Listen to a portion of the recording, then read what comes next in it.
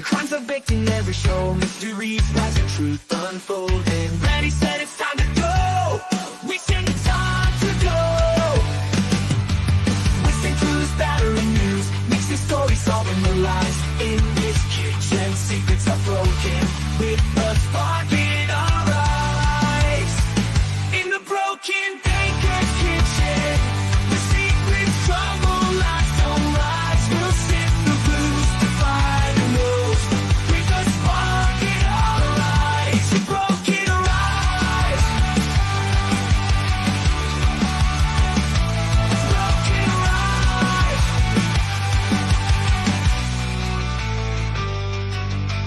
Welcome to the broken baker. Get ready. Let's go. Good morning, good evening, good afternoon, wherever you are, whatever you are, who, if any, you are. And welcome to this, well, technically not day 27, but a special VOIR session. So today we will see Battle of the Experts. Will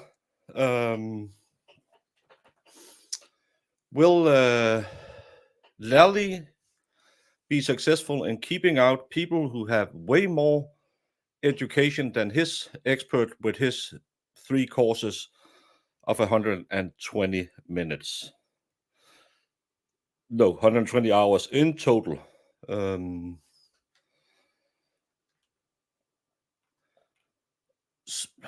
just got an idiot. I love trolls. Talking about not being anything bad. Sebastian Müller with 20 gifted memberships. Unbreaded Beer Chicken, Fire and Ice, Valhalla, Keith Hancock's, Amanda Dawn, Beach Gal, Diana Di Bruno, Norma F, Captain Set, Odd Dog, Melissa T, and it jumped on me. Melissa T, Amy Ritzner, Good Citizen, Mrs. C, Random Fantasies, Robin Lyman, Cat Silver, Jenny, Laura Watson, Rachel K. Thank you so much, Sebastian, for all these memberships. And now I have to do the math. That's 40. Thank you so much.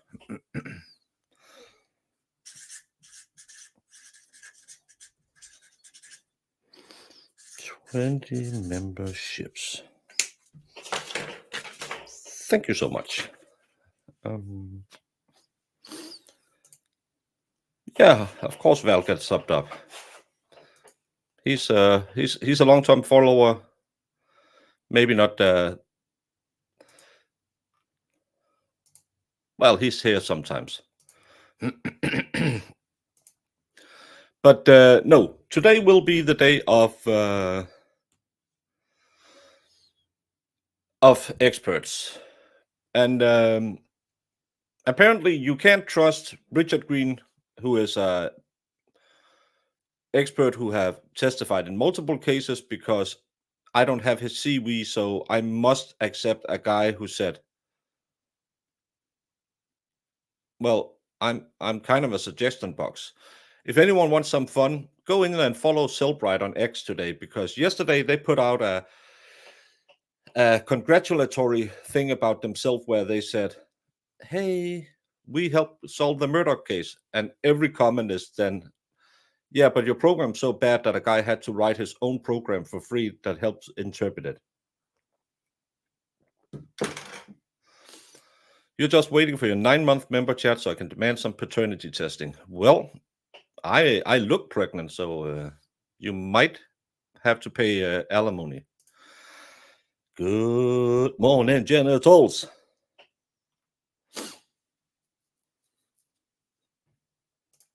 Ready for the sneak peek at the defense size? Exactly. Because that's the other thing we will learn today. Today, they will have to testify what they are going to talk about to see if they have expertise in that given field. And that's going to be really interesting, especially the 3 FBI guys, because no one really knows what they are going to say. We heard Yannetti, I believe it was, say they haven't talked to them other than when you have to be in court. They haven't talked about their testimony because it's probably sealed, because it's part of the federal investigation. It's going to be interesting. Also, could there be any gag orders? Probably not. You popped in just in time for Baker to be saying, "Good morning, genitals," with any sort of contact whatsoever. I always greet my genitals. They have been with me in a long time. You just went back and watched what you missed yesterday with the accident expert. It was painful.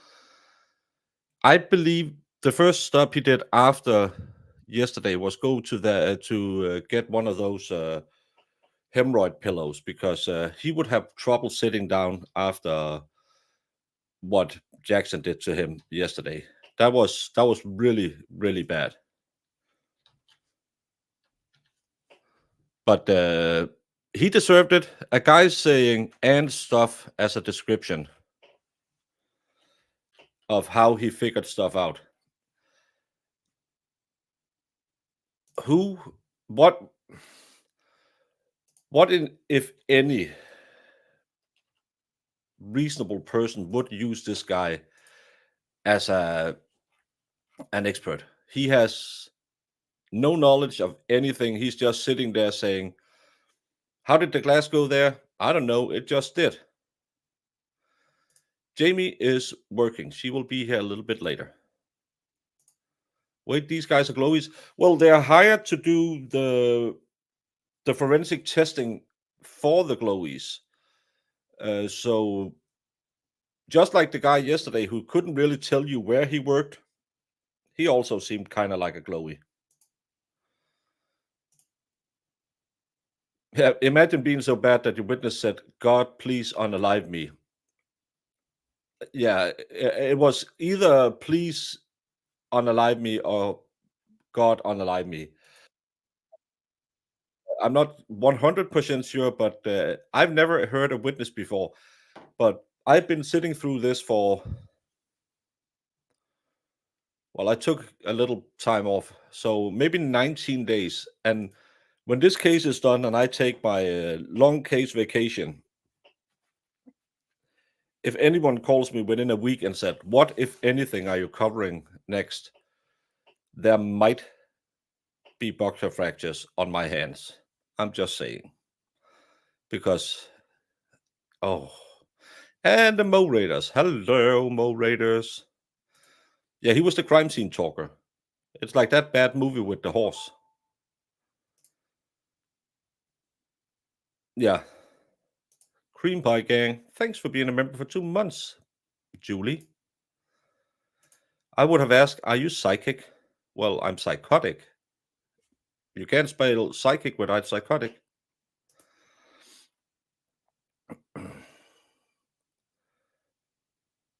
Hubby comes back today and the house looks like teenagers and dogs lived in it.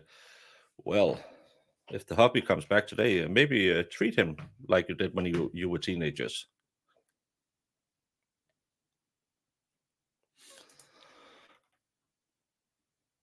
In brief, what is Lally's objection to the witnesses? They don't have a sufficient education or expertise to provide expert testimony. And the dog expert should be thrown out because Yannetti claimed there was no dog involved in it. We covered this, I believe, last Tuesday, maybe. In the middle of the night, I got up and looked at the papers, and Yannetti never said, we don't believe the dog did it. We just said we concede there's no dog DNA found on the body. So again, Lally made a little lollygagging. He lied of what was said. Hey, Cindy. Yeah, just imagine if the jury heard it. Sebastian, I'm pretty sure even though they are not allowed to, every juror is following this online when they get home, in the news somewhere. You could see the witness yesterday followed this case online.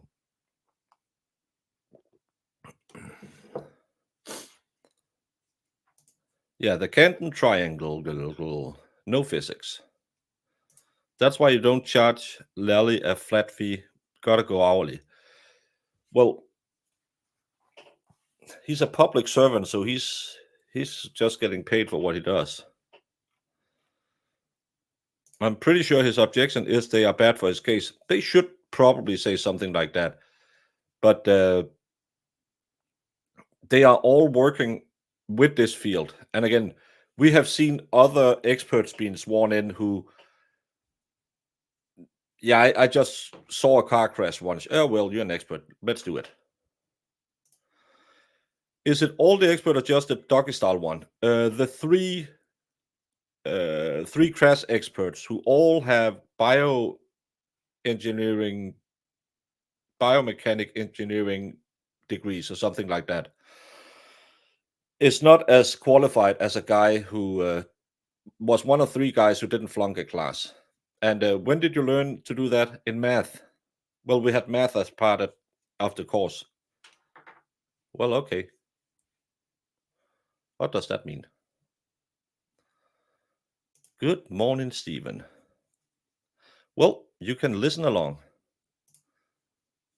I thought it was about not having detailed discovery on what they are going to say.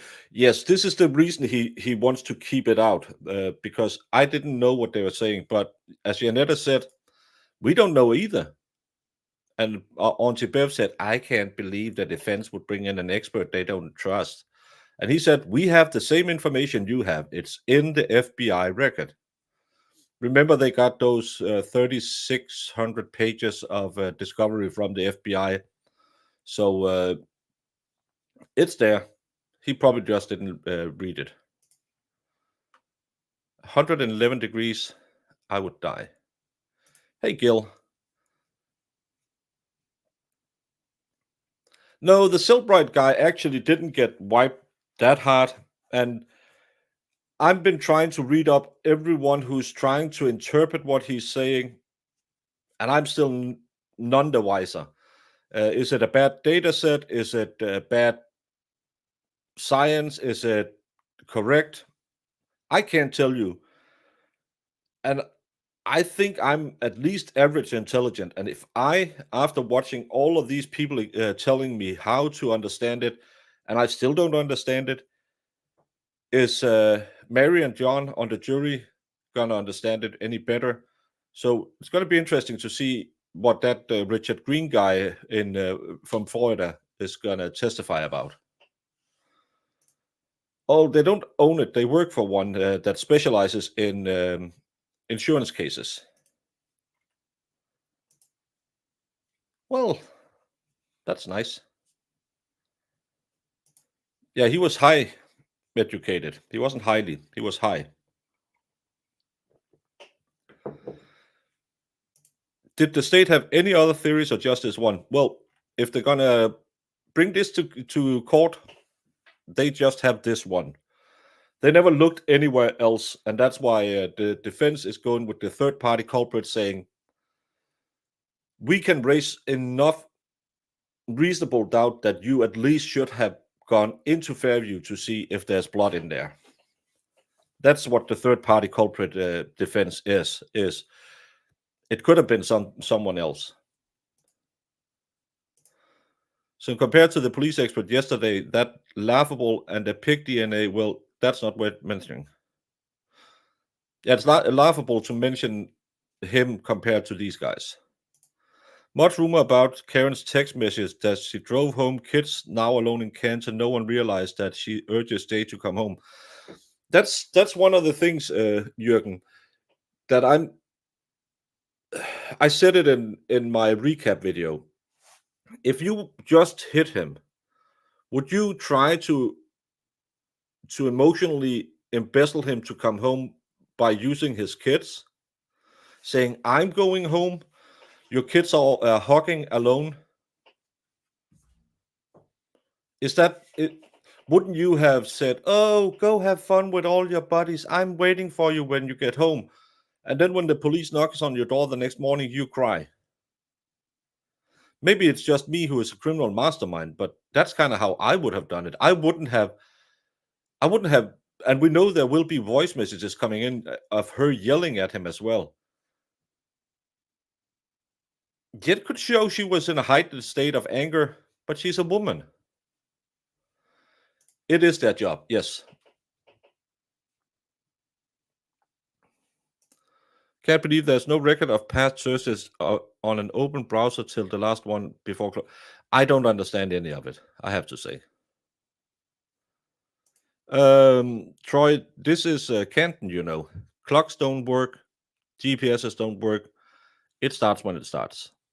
It's set to start in 24 minutes according to the feed I'm leeching off of, but yesterday it started,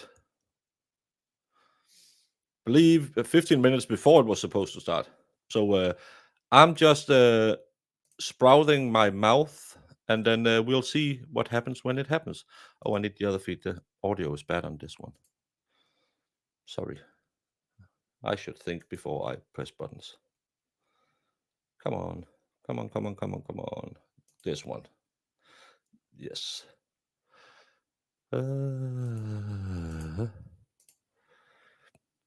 Just to show you, I have it on in the background.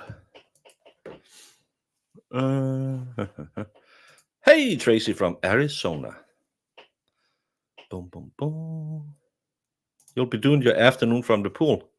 Stop saying that, because it's kind of hot today in Denmark, kind of like but not that bad. Yeah, they're trying to make her look like a maniac, Karen.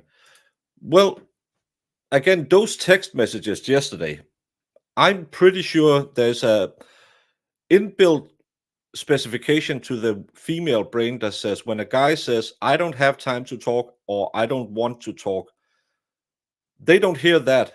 They hear, "Could you please contact me right now? I really want to talk." And I don't think it's on purpose. I really think that when God punished us for eating the apple, he took that little part out of the female brain that could hear men saying, "I don't want to talk." And no, nothing is wrong. Those parts just got disappeared. So he made sure we would be at war with each other for the rest of our life. So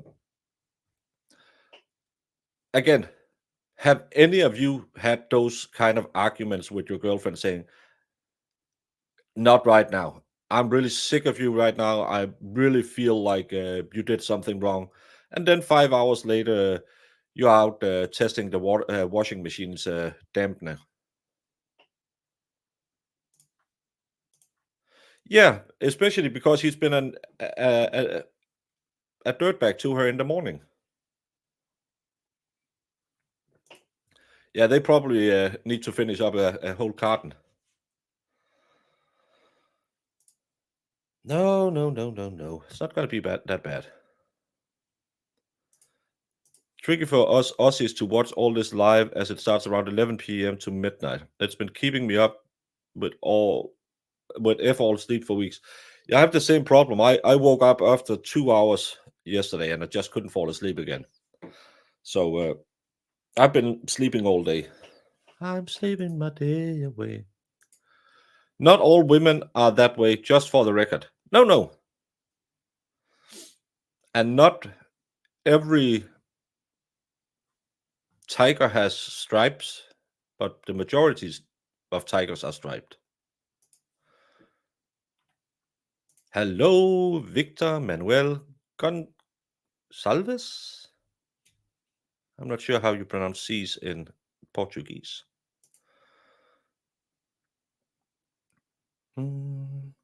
It's 6 a.m. here in Arizona, and yes, I had many of those arguments with my husband, especially when he was the drinker and I stayed sober.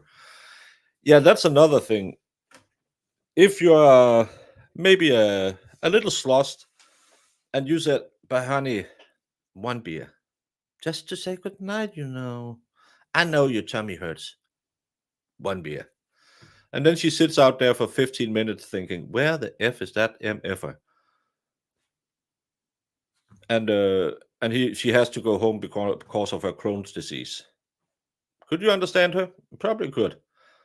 Again, even if you don't believe he went into the house and that's not what happened, do you believe she escalated from driving to his house where he planned on her having her staying till Monday to being as loving as they were, so loving that the Portuguese couple kind of got into an argument why he didn't treat his wife as John treated Karen.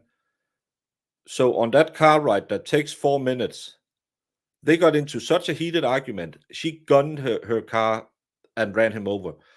I don't know what kind of relationships people have been in where that seems reasonable. And believe you me, there's a reason I'm divorced.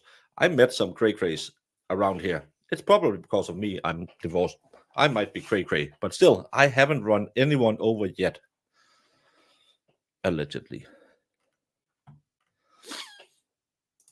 We aren't getting all the context. If Karen Reed was really being treated like a babysitter with benefits, that sucks. I've been there. The text are a nothing burger. It's not a nothing burger.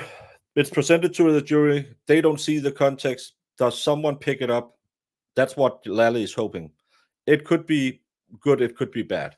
There could be, of those 10 women on the juries, because not all women are like that, 9 of them could think, that's what I texted my husband yesterday when I got home because I've been in court all day and he didn't feed the kids. They're giraffe without spots. Exactly. And females without cray-cray. Casarilla. Hello, Tejas. You blame John O'Keefe.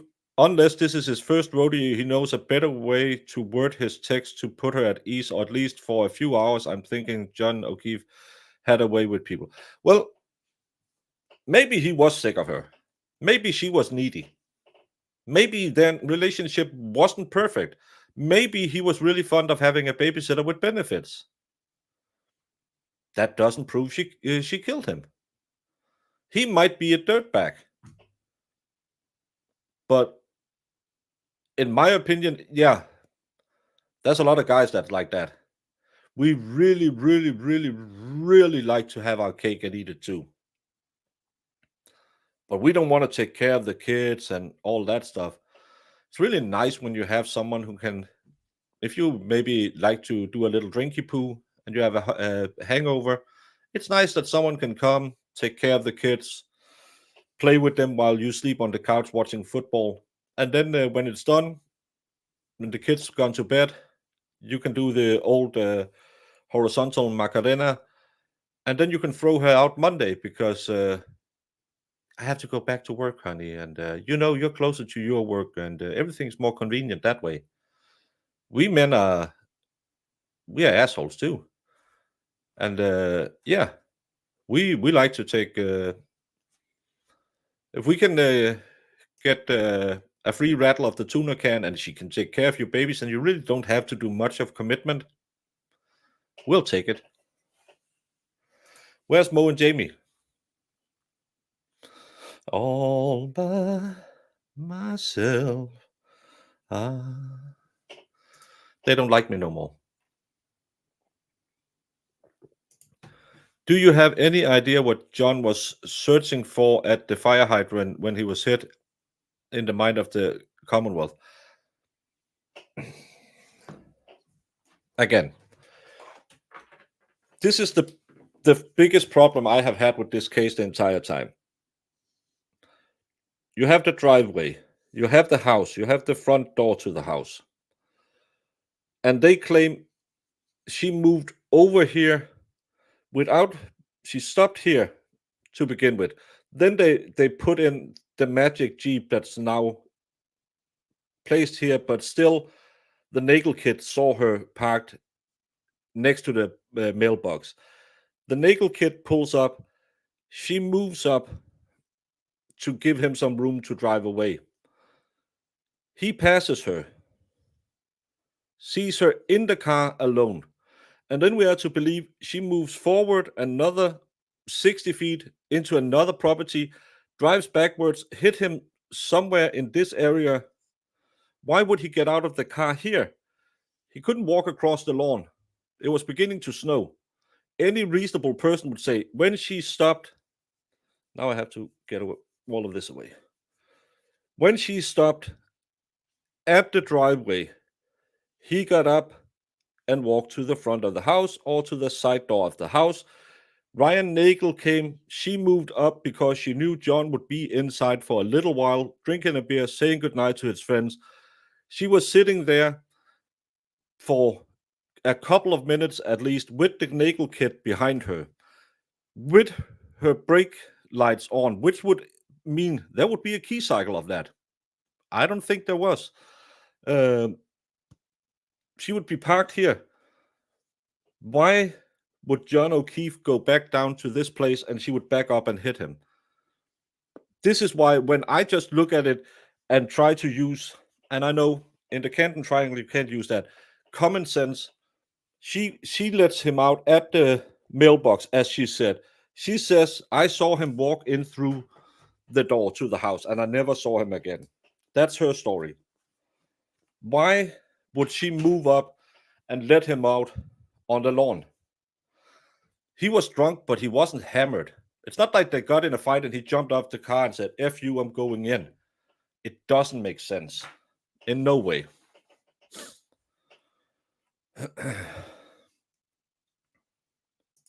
This is why they have au pairs. I thought we settled this debate. Yeah, but imagine having an au pair you don't have to pay for. Maybe she even have money enough to pay for that. Was Jen not the one who called Karen a babysitter? Yeah, a babysitter with benefits. And she called Carrie Roberts a motor mouth because she's such a B word.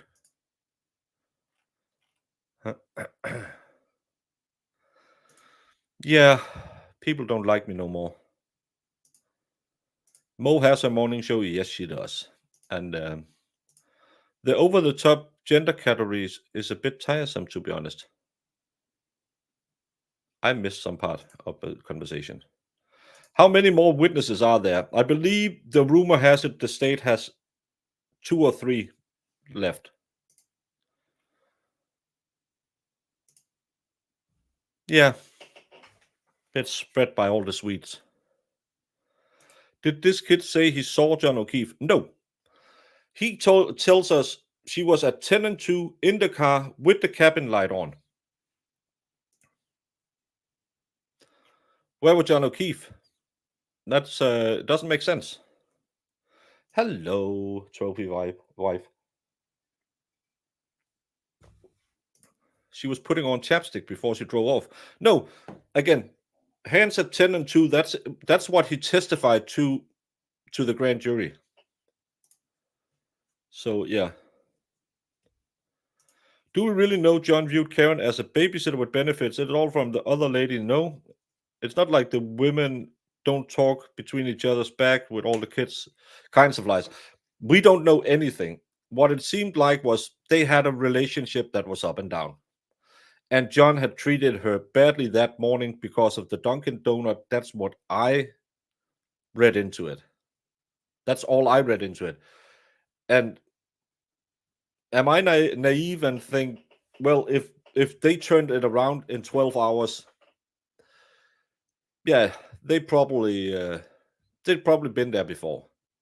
To me, that's not indicative of I'm gonna unalive him 4 hours later.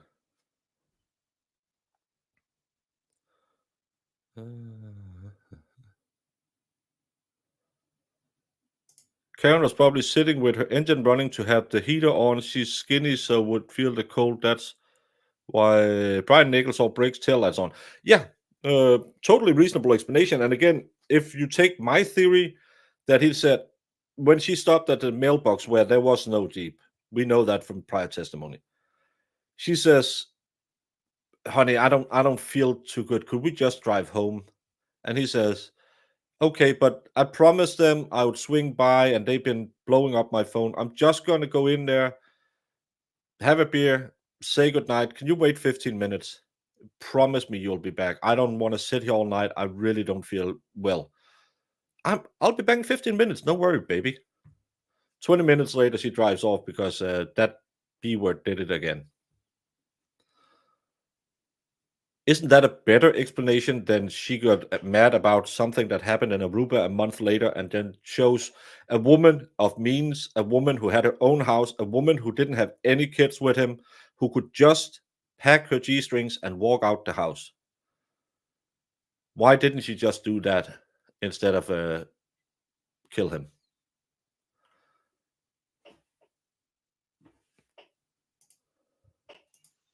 Look who's here. Morning. Wicked Wookie have fired you. He doesn't know you own the. Oh, okay. I'll leave now.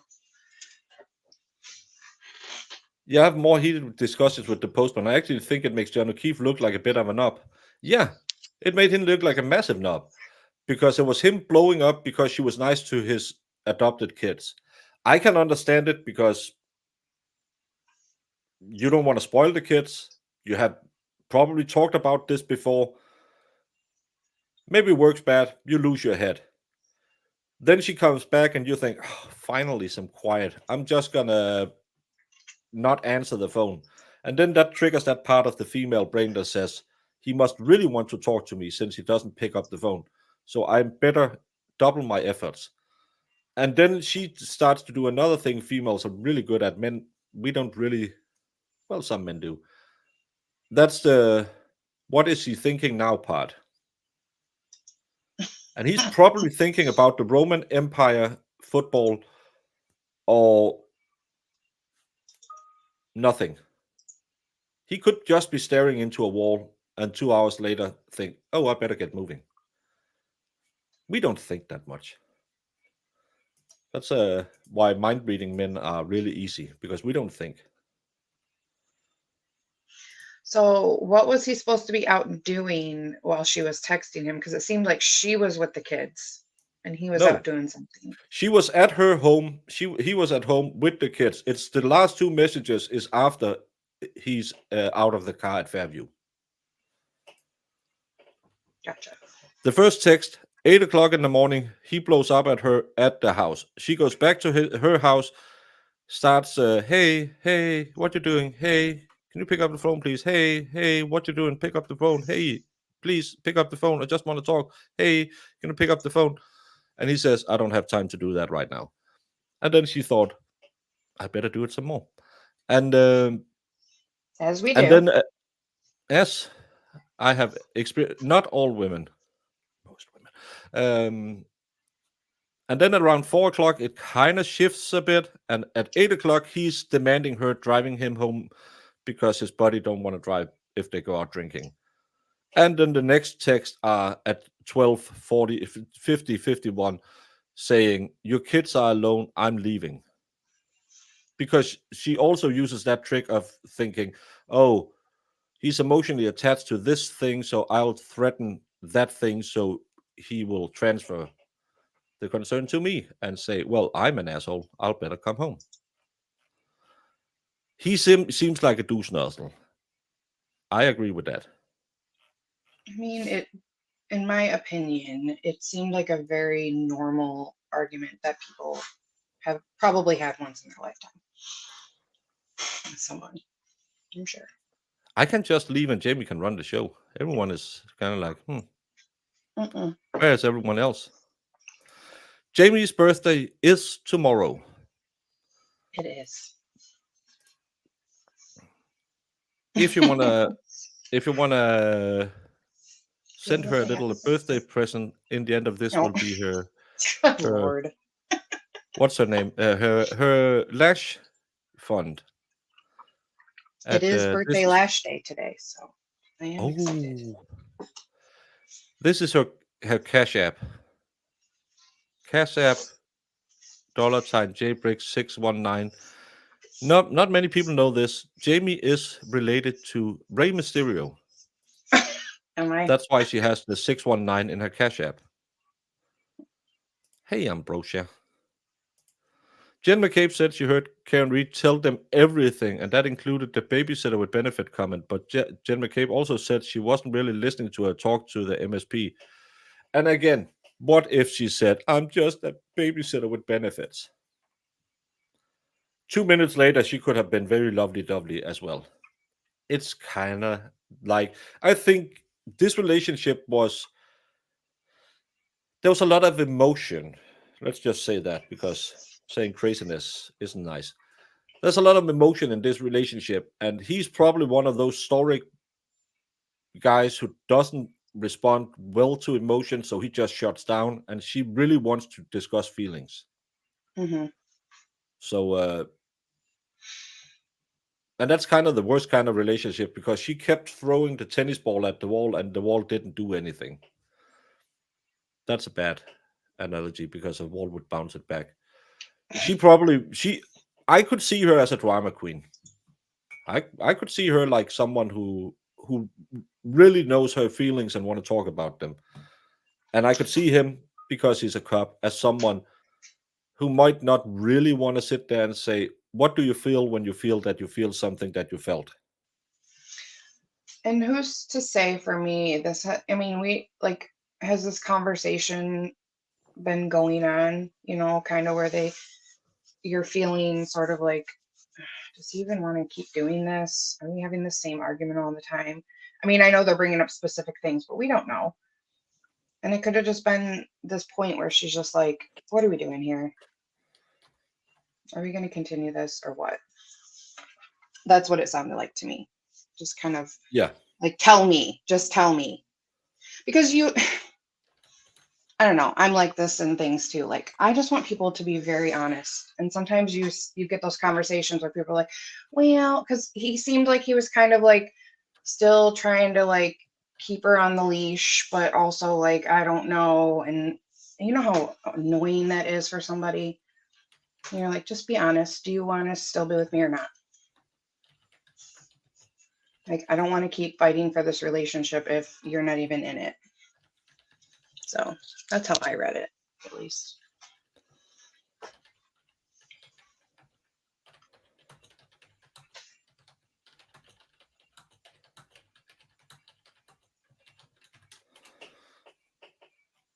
I love trolls. They take so much more time. I think Jen McCabe had something against Karen Reed. I think you're right, because the problem with Karen Reed was she wasn't from Canton. Jamie's favorite movie, Mean Girls, is exactly the same. You have Karen Roberts, you have Jen McCabe, and then you have Coco. They are Jen McCabe is the tall, skinny girl with the mole on her face. Then you have Coco. She's the one with the big eyes, trying to make fetch happen. And then Carrie is the stupid one with the. And it's You're saying Jen McCabe is the Regina George? I don't know who Regina George is. She's the leader. She's the leader, yeah. Yeah.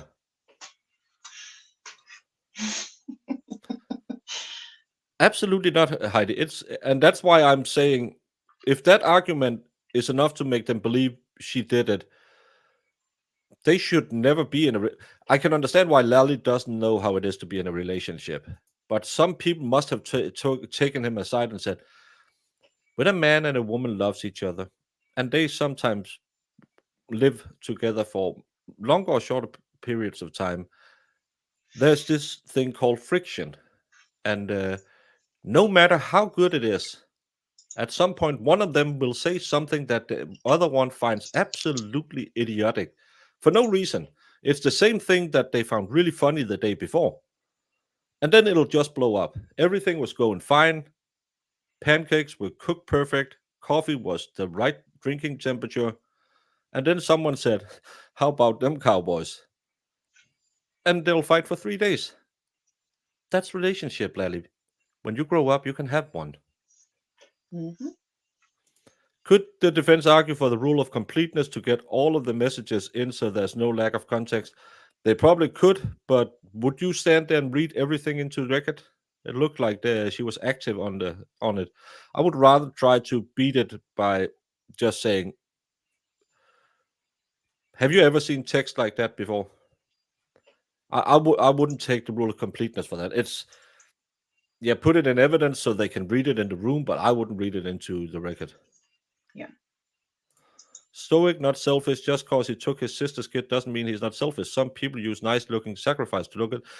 Stoic is more like I'm the biggest a-hole in the world, but I get the funny thing, and the drunker I get, the more arrogant I get. It's really weird because I feel like I'm getting happy when everyone says you're so arrogant, you don't want to talk to people when you're drunk, and I feel like I'm the happiest I've ever been. Talk to everyone, and I don't know, but I'm a big a-hole. Again, there's a reason why I'm not married anymore. These are two people in their 40s who had never been married. That can be hard because they are both used to doing their own thing. Yeah. And they have certain things to do. It's the same. I like to start the show on time. Jamie likes to be late. We just have to learn to live with it. To be late. No, you don't try to do it, but you do it. I know. And Baker is very accommodating to me. You know what? We don't argue about it because he's very understanding. See, it's very simple. Simple little relationship here. Yeah, I just eat my stomach acid pills and I'll be fine. I actually sometimes it hurts my brain if people are not on time. I really get annoyed. I know now we know each other's patterns, so it's not as bad. But if you have to meet someone for the first time, and I'm always there 10 minutes before I have to be there, and if they're not there at the latest, at the time I will get 2 minutes and I'm gone. And when they call me 5 minutes later, said, "Hey, where are you? Are you late?" I said, "Nope, I was there on time. See you later." I promise you it's different in certain situations. This, like, you're aware that I have a job, so I have, like, sometimes I'm stuck on a call, but I try to let you know if I know I'm gonna be a little late. But yeah. So we get it. It's just it's fun. I keep you on your toes. I'm spontaneous. How would I prosecute this case? Could you see any case against Karen Reed?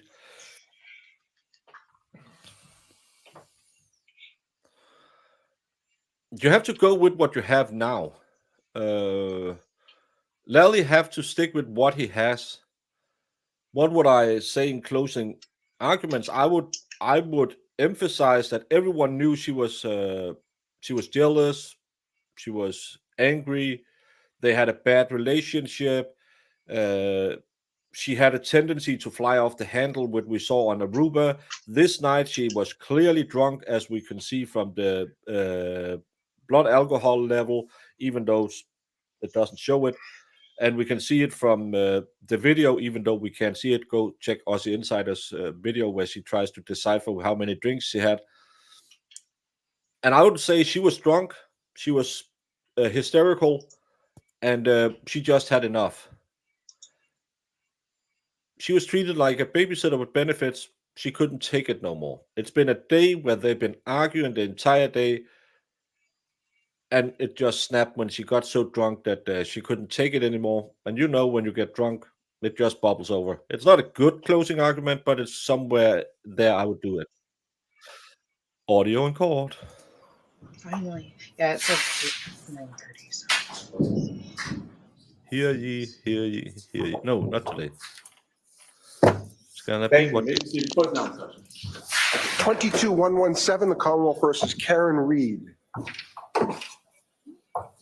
I think she's being convicted in that.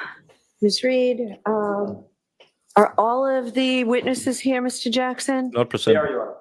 I'd like to hear from Dr. Russell first. Are you both prepared to? No, I'm so sorry. I could not hear you. I would like to hear from Dr. Russell first. Is that her name? Dr. Russell, yes. The order would be, I would propose based on scheduling Dr. Russell, Dr. Wolf, Dr. Racer. Okay, then that's good because that's the order I prefer. So, all right. Do you have a CV for her? Good morning. Morning time. Do you have a CV I could look at for her, please? Let me see if I have it in my notebook. This is the dog bite lady. I thought I did. Yes, I do. And she has not written a report? She's not. She's not coming in. All right. All right, let's bring her in, please. Your Honor, before we get started, can I get an understanding? We started to say it at sidebar the other day, and you said you wanted to put that off to get to the witnesses. But I need a little bit of an understanding of what the court's expectations are. My understanding of voir dire, which this seems unusual in terms of the timing of it. So the understanding of the voir dire is this is for the Commonwealth's motion to exclude this testimony. All right, that's what we're here for, the Rule 14 violation. Is that the same with Dr. Wolf and Dr. Rachel? Well, I thought that would help both of you.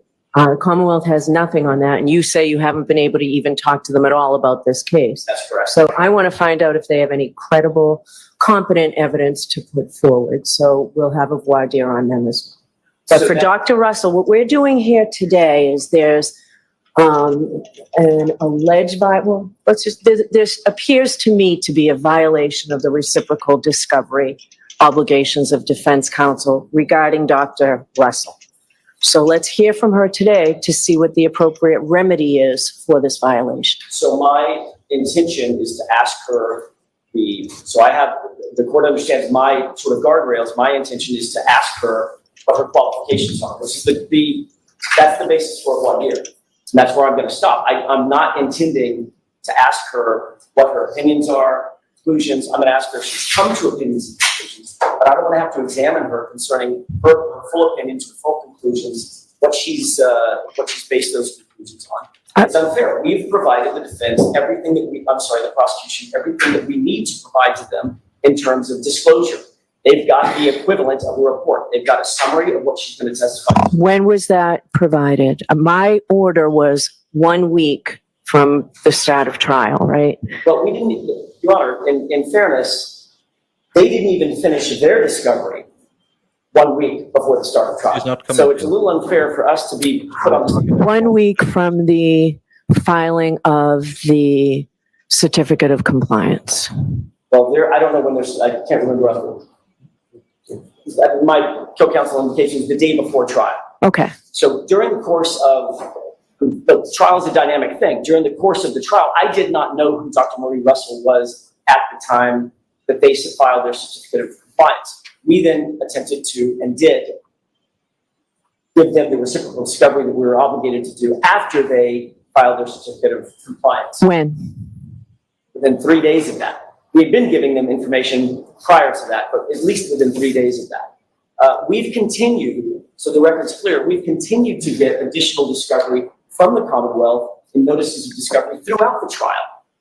They have not finished. In fact, during the trial, they interviewed Jen McCabe, apparently, had a full interview with her. Lieutenant Tully took a report, dated the report, and then they held on to that report until after she testified. The interview, the report, and the completion of the report were all done before her testimony. Do you need to call her again? Your Honor, that's not what, and I think the court understands, that's not my point. My point is not, I need to call Jennifer McCabe back. I've done the damage that needs to be done on Jennifer McCabe.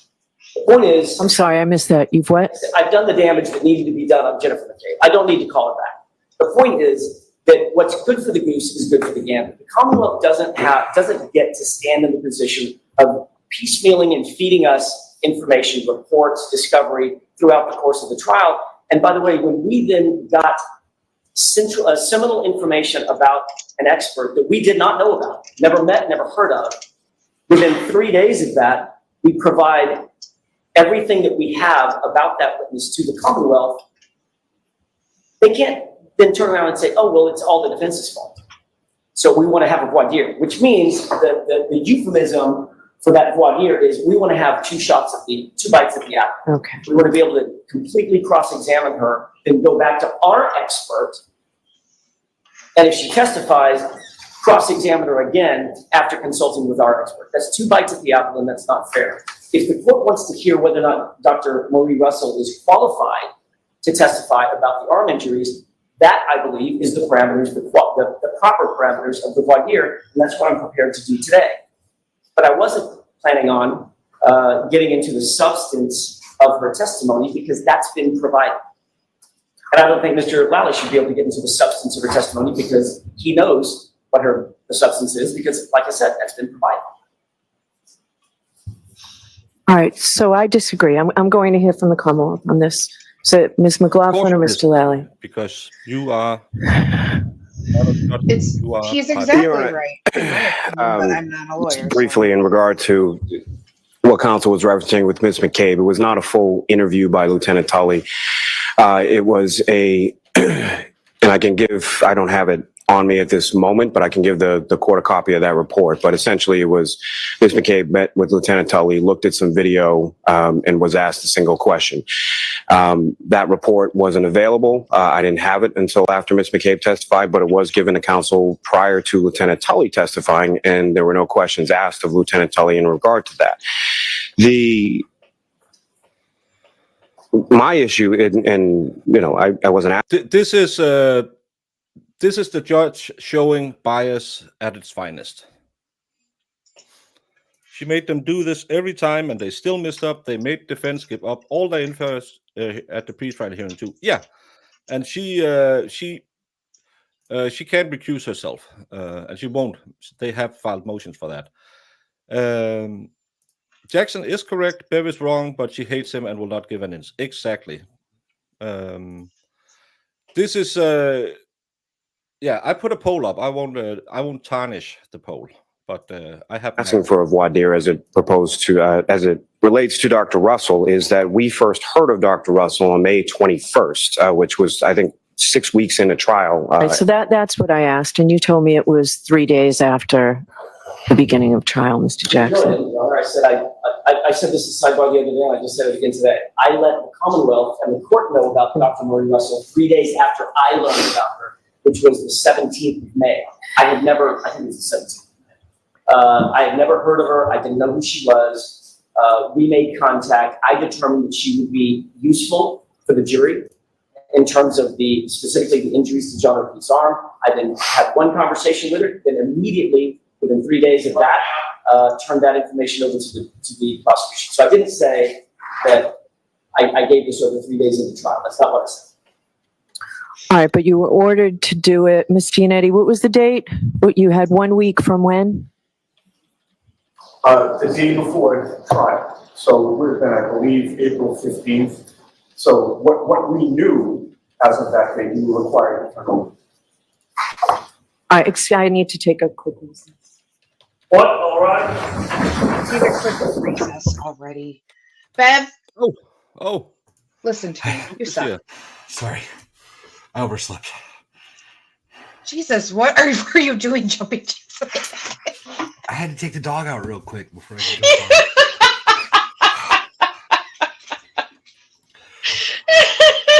That's the funniest thing ever. How's she taking a thing already? Because Because, she's irritated about dates, because because- they're giving all these dates. And Ugh. Yeah. Please be seated. Put it back.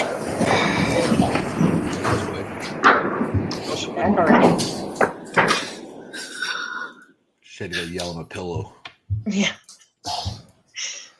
The White Claw was just outside the room. Yeah, she had to go take a shot.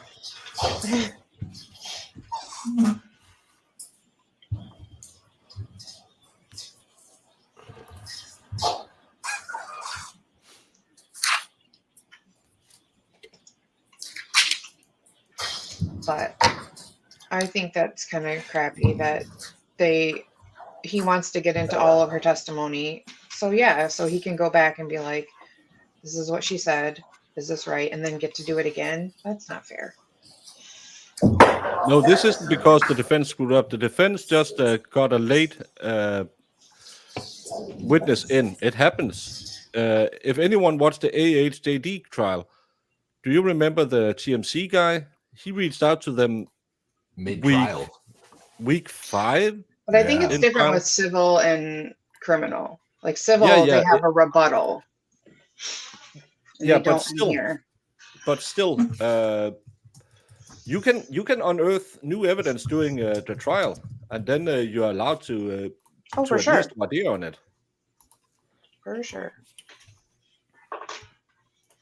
Well, they should have known. Bev knows everything, so should they. I'm on the opinion that judge can make or break a case, especially if she don't allow the expert for defense that could blow Commonwealth's case out the water. Yeah, this will be highly biased. In these situations, you almost have to give the benefit of the doubt to the defense, right? Like you can't let the Yeah, state because get this away this with would something the be defense biased not. against her defense. Yeah. Yeah. I would be amazed if she didn't let this witness in.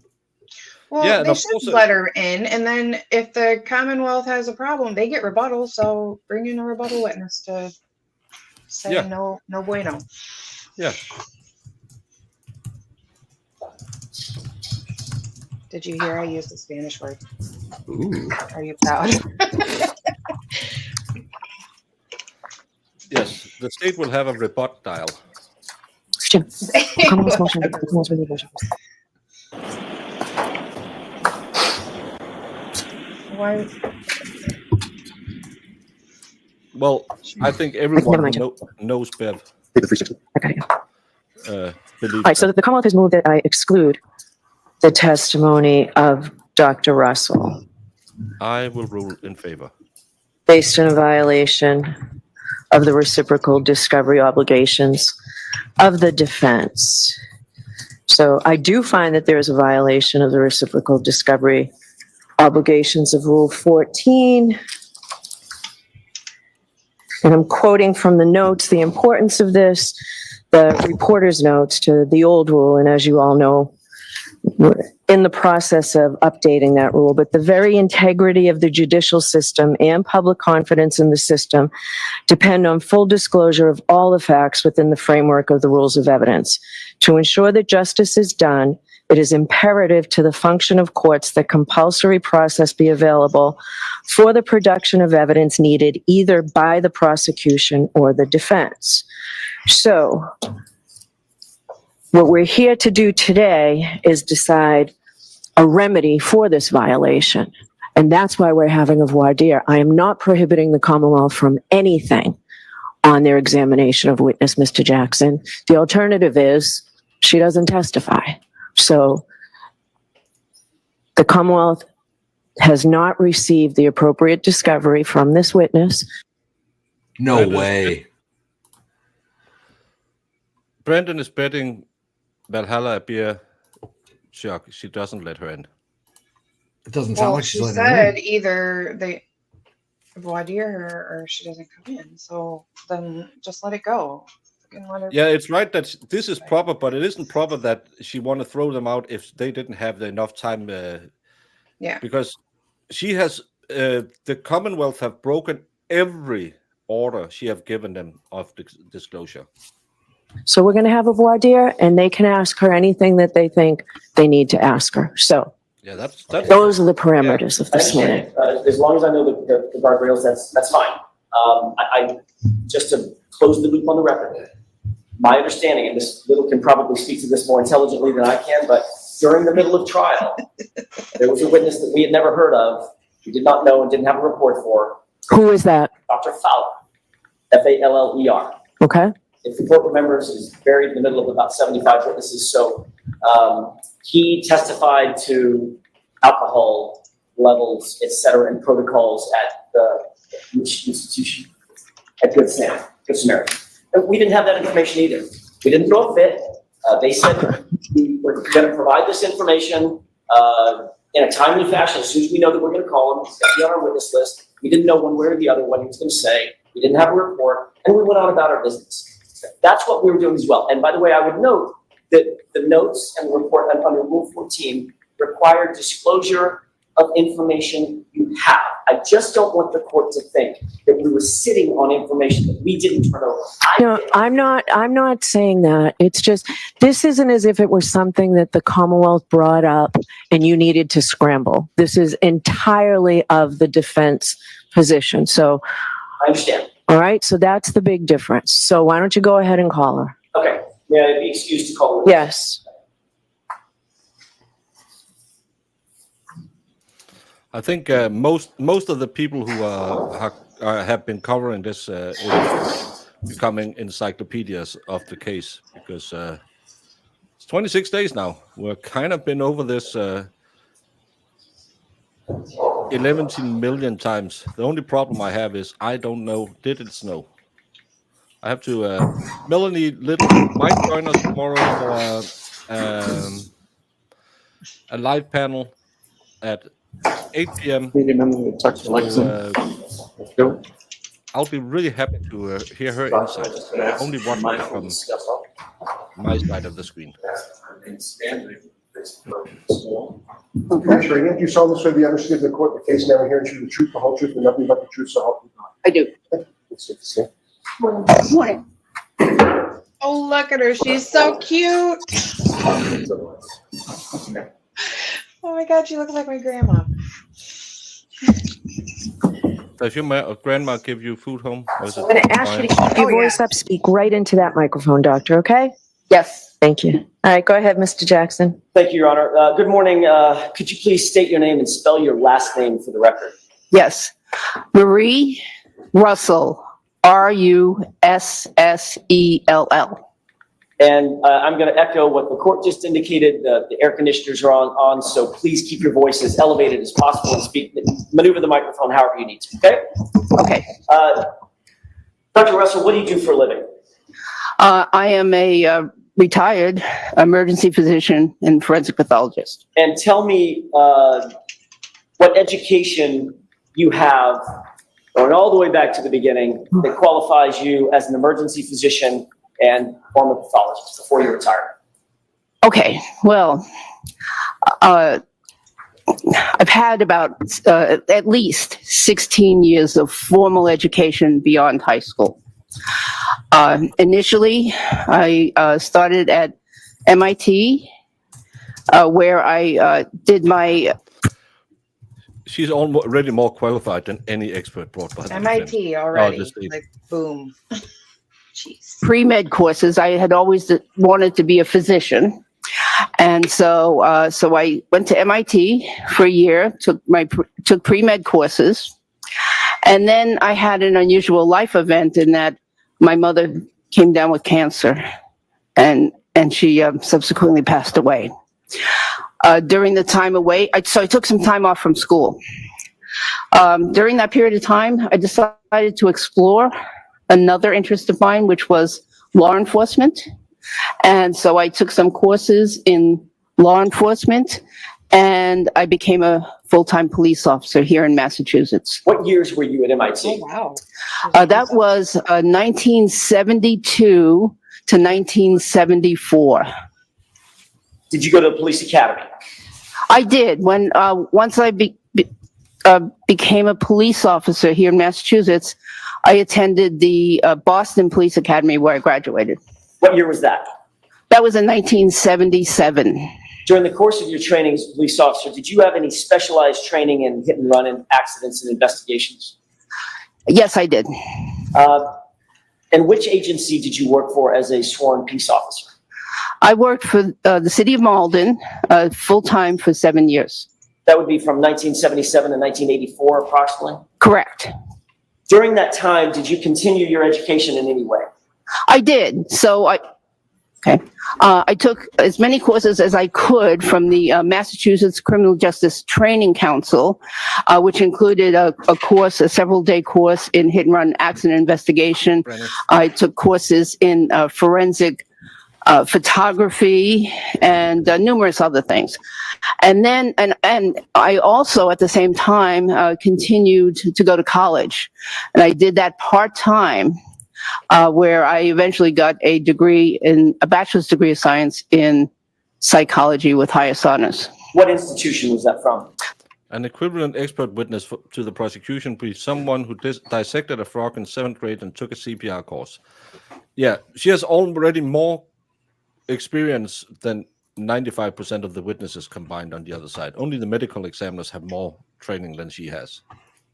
That was from Northeastern University. And that was a Bachelor of Arts in Psychology? I think it was a Bachelor of Science. Got it. Subsequent to your Bachelor of Science degree from Northeastern, did you also advance your education further, formally? subsequent to. So yes, so I decided that I did want to pursue a medical career. And so I then attended medical school, University of Massachusetts Medical School, full-time for 4 years. Did you ultimately get a degree, an MD degree from UMass? Yes, a Doctor of Medicine degree in 1987. So you were there from 1983 to 1987, is that right? That is correct. And did you do a residency? I did 2 residencies, actually. Most people do 1, but I did 2. I did, my first residency was a combined internship and residency for 4 years. And I did that in Los Angeles at Los Angeles County Medical Center, which is a very big trauma center and what I would consider the Bellevue of the West Coast. Very busy. You say that just because of the volume at USC Medical Center? That is correct. Is it one of the busiest medical trauma centers in the country? Yes. You were there from 1987 to 1991, is that right? Yes, I did my ER internship and residency during those years. Yes, there. During that time, were you seeing patients? Oh, yes. You were treating patients? Lots of them. You were attending to patients? I was a trainee, so I was seeing as many patients as we could. There was always a waiting room full of patients. And yeah, so I saw many patients during that time period. You indicated a second residency. Tell me about that. Okay, so I still realized I had an interest in forensics. And so I decided that I wanted to also train in forensic pathology. So I did a second residency in anatomic pathology, 2 years, followed by forensic pathology fellowship at the Los Angeles County Coroner's Office for 2 years. And the years, if that's 4 years, that would be from 1991 to 1995 approximately? That is correct. Tell me what your experience was as a fellow at the Los Angeles Coroner's Office, Los Angeles County Coroner's Office. Yes, well, it also was a very busy coroner's office. If you was at the coroner's office from 91 to 95, she's seen some bodies. Yeah. I guess she has. She's seen That was back in the good old days. Yeah. East Coast, West Coast type stuff. Yeah. Well, maybe more blue versus red. Yeah, that too. And so every day there would be cases. I probably did at least 2 cases a day, most days, and plus conferences and educational opportunities. But the interesting thing about being a fellow is they try to give you a wide assortment of cases. So, for instance, I not only saw numerous victims of gunshot violence and stabbings, but I saw numerous victims of motor vehicle accidents and natural death, overdoses. And then if there was an unusual case, it usually went to the fellow. Because the fellow was also being supervised. So, did any of those unusual cases, and we'll get more into this in just a second, but did any of those unusual cases include animal attacks? Yes. What did I say? Did you become a professor, an educator at any point? Yes. So during my 29 years at LA County Hospital, during the last 25 of those, I was a assistant professor or an instructor, but mostly an assistant professor. And what that meant is that I was responsible for overseeing the care that was provided by the interns and residents. So when a patient would come in into the hospital, the emergency room, they were oftentimes usually seen by the intern or resident, and then I would go and subsequently see that patient also. So, and that was in addition to my own cases. So I'd see my cases and their cases. And that was at LAUSC, correct? That is correct. And can I ask a quick question? Yes. LAUSC, for those of us who are not necessarily familiar with it, is that associated with the University of Southern California Medical Center?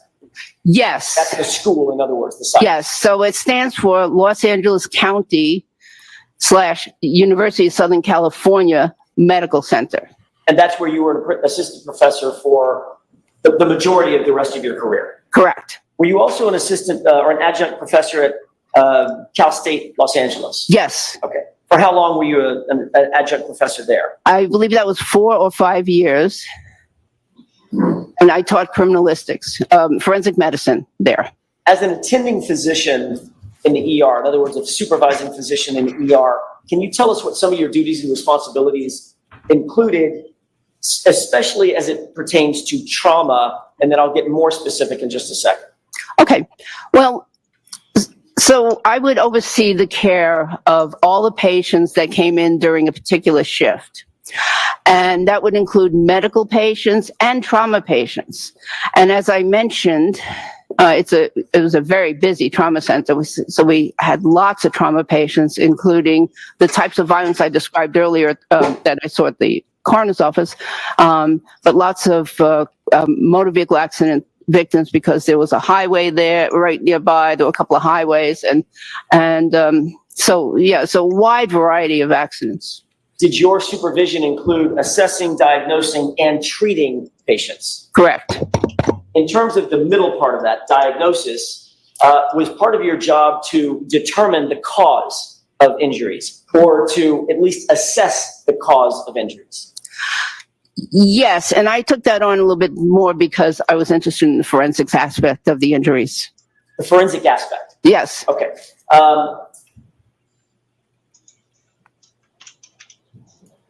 During your time at LAUSC, even after you left the Los Angeles coroner's office as a fellow, did you continue to stay in contact with the coroner's office and have a relationship with the coroner's office as a supervising physician? I continued to stay in contact with the coroner's office, and I used to attend their conferences as often as I could, not as a supervising physician, but as a physician and a graduate of their program. During your tenure at LAUSC, did you ever become the director of any programs at LAUSC? Yes. Does that include the director of Center for Life Support Training? Yes. What years was that, if you remember? I don't remember that. The early 2000s, late 90s? Yes, that sounds about right. Okay. And we would conduct lots of courses, including trauma, life support courses. Did LAUSC incorporate a quality improvement program Yes. within their institution? Yes. Did you become a director of that as well? Yes. So you were director of Center for Life Support Training and director of LAUSC Medical Center Quality Improvement, is that right? The quality improvement was for the emergency department. Yes. And did you also become the director for jail medical services? Yes. What is the association between LAUSC and the very, very expansive jail system in Los Angeles County? So LA County Hospital was unique in that they, many, many years ago, developed a jail, what they called a jail ward, which was a combined inpatient, outpatient, and ER. So there was a dedicated jail ER. And that has been in existence for probably about 70 years now. And patients that were placed under arrest by either LA sheriffs, LAPD, California Highway Patrol, or any of the municipal agencies in the area, and I think there were about 70 or more municipal agencies, could bring their patients to the LA County jail ward where the patients would get treatment. Ultimately, you became the director of that entire program, correct? Yes. Did you also work with the... Yeah, could you just give me a checklist and I could say no to the two things I haven't done? Jesus, this lady is extremely accomplished and qualified. It's gonna be fun when Lally is up there saying, "But did you ever take 120 hours online course?" Well, didn't he put in the well, he specifically put in that stupid motion about like she's never seen marks like that on somebody who's deceased. Like, yeah, she's never seen dog bites on a dead person. Like, she's worked. Oh my God, really, Lally? She's gonna spank Lally so hard when she gets on the stand. We'll see. I want to see State Medical Board of California in any capacity? Yes. Tell us about that. For about 7 years, I worked part-time California Medical Board as a physician assigned to one of their enforcement teams. And I did that 1 day a week, and I did my other job at the county hospital the other 40 hours a week. So you didn't take off time from your duties as an ER physician, as an emergency physician. This was in addition to you being an emergency physician. That is correct. You hold the title of Chief Medical Executive for the California State Prison System, specifically at courtroom. Yes. Before she went to Tell us Africa about and that. treated orphans. So for I their blindness. retired from LA County Hospital, and I went on to move on to the the California Department of Corrections and Rehabilitation. And what year was that? Did you make that transition? So 2018 is when I started for the state prison system, Okay. and I worked there for 5 years as director of their medical service So in Corcoran. I'm sorry. So for that prison, within that system, you were the chief medical executive for the entire agency, correct? That is correct. All right. For the entire prison. Understood. Are you board certified in emergency medicine? Yes, Are you a member of the National Association of Medical Examiners? yes, Are you a member of the American Academy of Forensic Science? yes. Do you have any publications in the area? And I'm going to be very specific because you've been relatively widely published. Is that right? Some people would say yes, some people would say no. More than a couple of publications. Correct. Listen to the difference. Remember that Cellbrite girl? Oh, I've written tons of articles. I have a blog. That's a great question. This one, highly publicized. No, not really. Some people would say that. That was a humble brag. Oh, This woman is extremely impressive. and she's so cute. Yeah. She's this little grandma. Yeah. Has she worked on anything and stuff, or it just did? I bet she knows the formula for momentum transfer, force Yeah, transfer. she probably knows more about physics than that guy. Well, it was math class, so. Peer-reviewed journals, correct? Yes, I want to focus your attention on animal injuries. Have you been published in the area of animal injuries specifically? yes. Do you recall those publications? Yes, they had to do with law enforcement dog bites. Did you draft an article or co-author an Oh my article God. on managing law enforcement dog bites Like in the ER? specific. Yes, I was a co-author. 1996, Sounds right. and that was a peer-reviewed article, Yes, ultimately published, yes, and ultimately available to be cited by other doctors and studied by other doctors, correct? correct. Did you also author or co-author an article entitled Law Enforcement Canine Dog Bites, Injuries, Complications, and Trends? Yes, I did. Was that in 1997? Sounds right. Was that also peer-reviewed? Yes, And that publication was also available for other physicians throughout California and throughout the country to refer to for the study of animal bites and dog bites, correct? dog bites, yes. Dog bites. Concerning animal injuries, during the course of your professional experience, how many patients have you seen, diagnosed, and/or treated with animal injuries, including dog bites and scratches, if you had to estimate? Many hundreds. Would you say it's over or under 1,000? I would say it's over 500. I don't know because we didn't keep really good records back in the earlier days. But it's safe to say you've seen hundreds and hundreds and hundreds of dog bites and scratches. Yes, in my 29 years at LA County Hospital, yes. And my dog bites I took care of and dog bites that the residents took care of. Yes. And you've even published articles and studied, not just seen them, but studied dog bites and dog wounds, correct? Yes.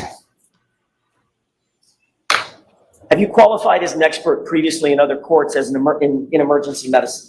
Yes. Have you qualified as an expert in other courts in forensic pathology and wounds? Yes. Has that been in both state and federal court? Yes.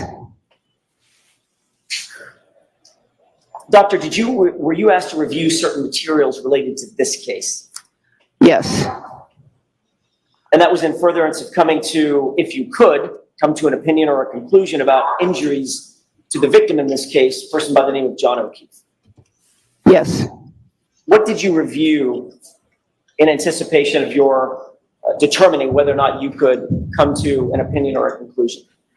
So I reviewed hospital photographs, autopsy photographs, an autopsy report, grand jury testimony from the medical examiner in this case.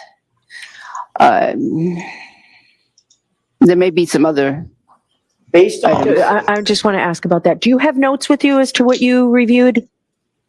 No. Okay, so when you say there might be other, you don't, Well, if he tells you what you reviewed, you'd know it? I would recognize it.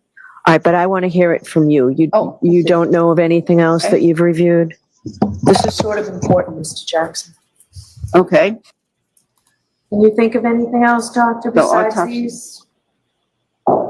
Autopsy photographs, autopsy report, neuropathology report, toxicology report,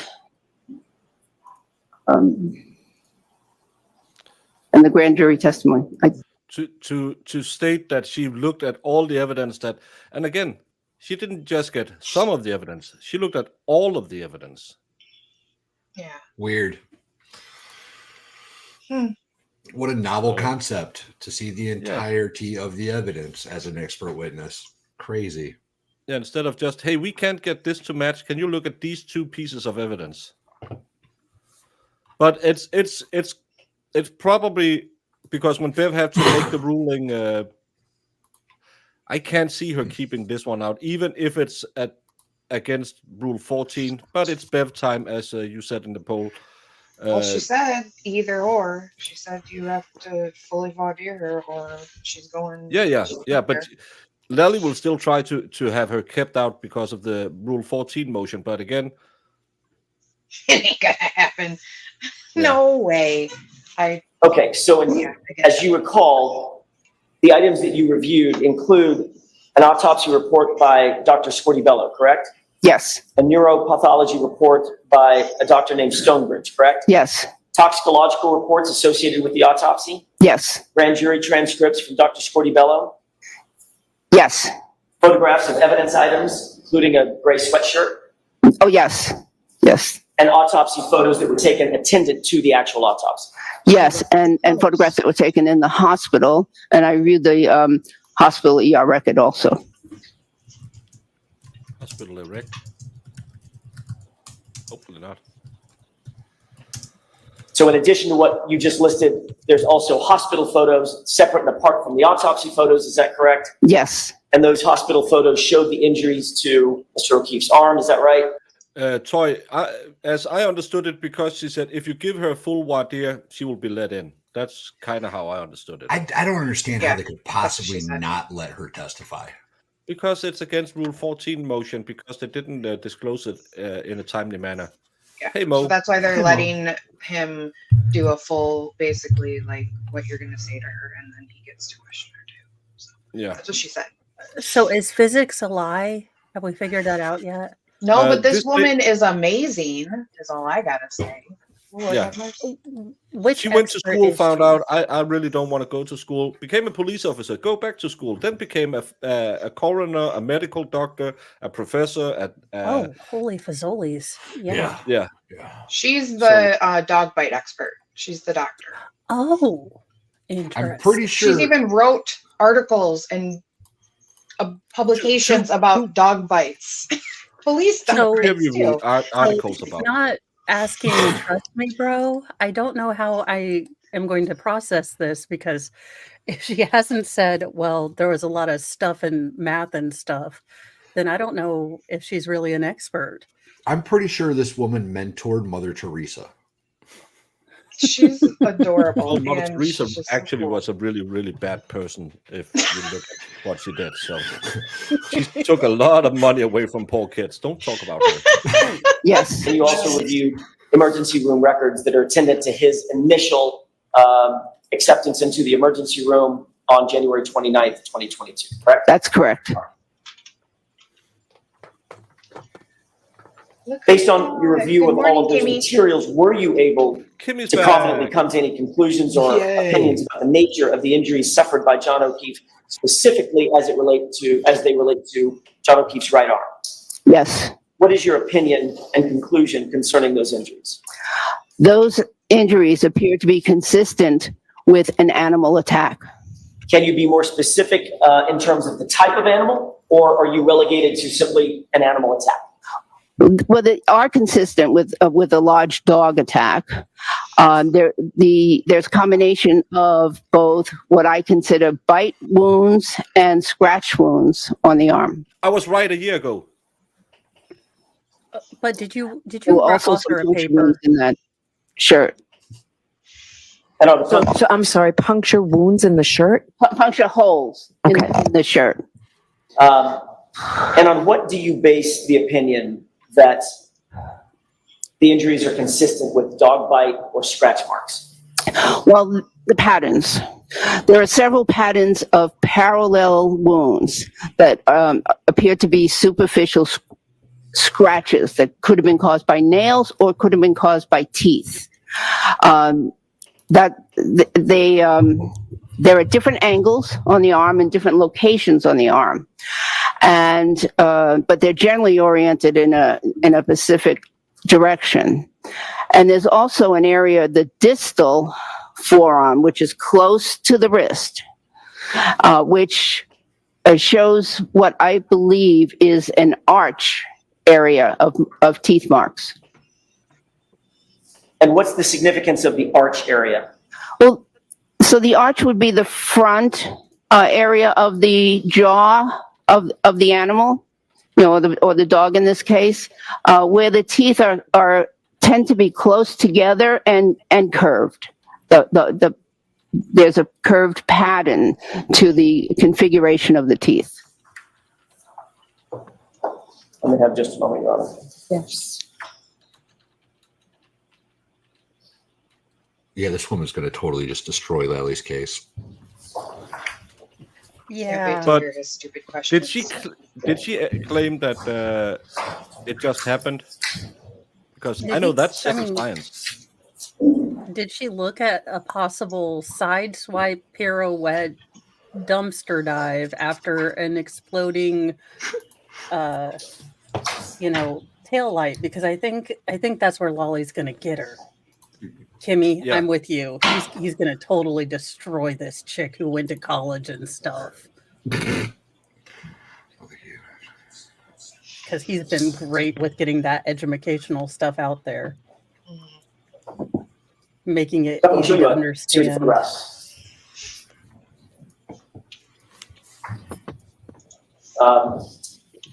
May I approach, Your Honor? Yes.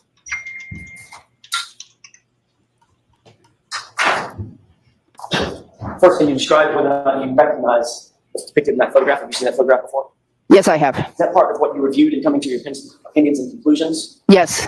What is that a photograph of? So this is a photograph of the decedent's arm near the elbow.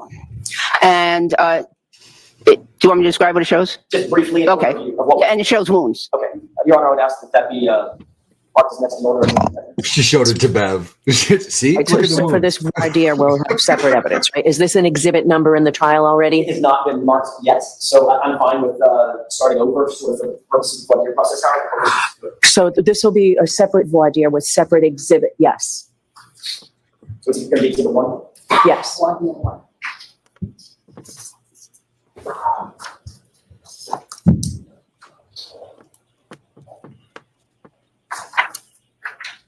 Your Honor, I want to move this along. This has been marked, but I think. Hold on.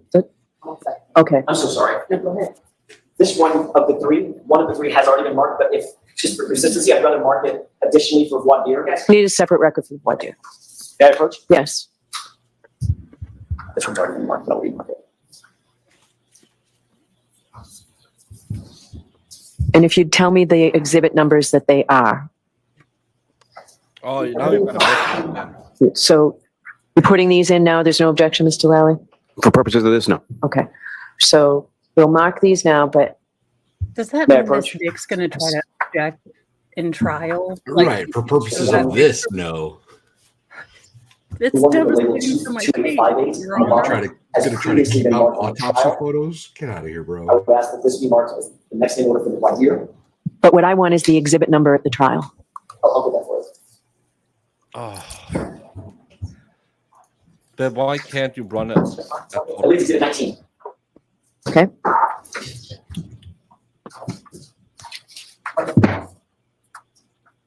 The 19? It's 19. And is the third one also in evidence, you said? 2 of the 3 have not been marked. As soon as medical report is ready. She's ready.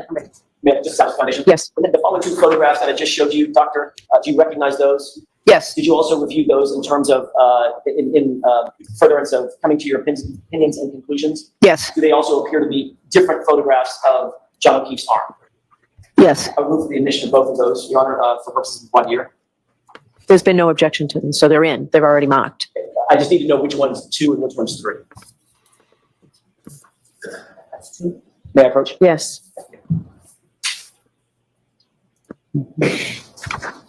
Okay, that's. I think you said 30 to 45 With minutes. first permission, may I publish Yes. exhibit 2 for 1 year? Yes.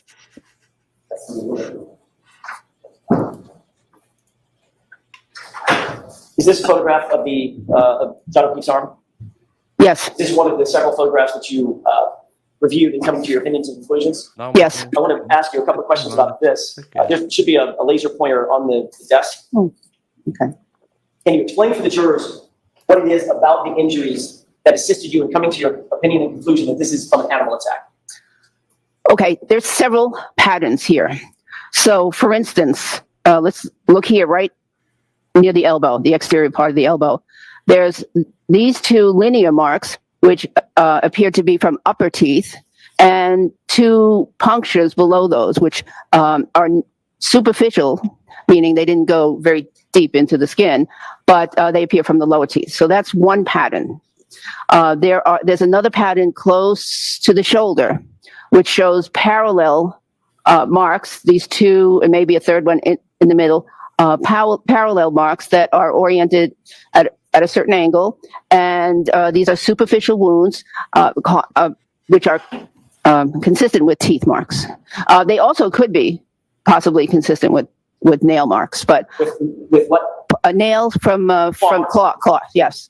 All We have some more here, similar with from obviously different teeth involved or different claws, and then down here closer to the wrist, we have an unusual pattern of at least 4 striations, the way I see it, at least 4 striations that I believe are caused from the teeth towards the front of the mouth, near the arch. It appears that there's an arch pattern here. So, In a dog attack or in an animal attack, in your experience, let me take this one down. Let's cover the ground on the 3 exhibits that we've already marked. Can we take a look at exhibit 1?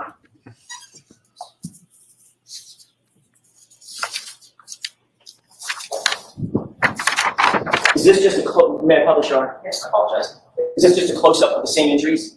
yes, And do these appear to be consistent with what you just testified to in terms of either teeth or claw marks, especially as it relates to the area closest to the elbow?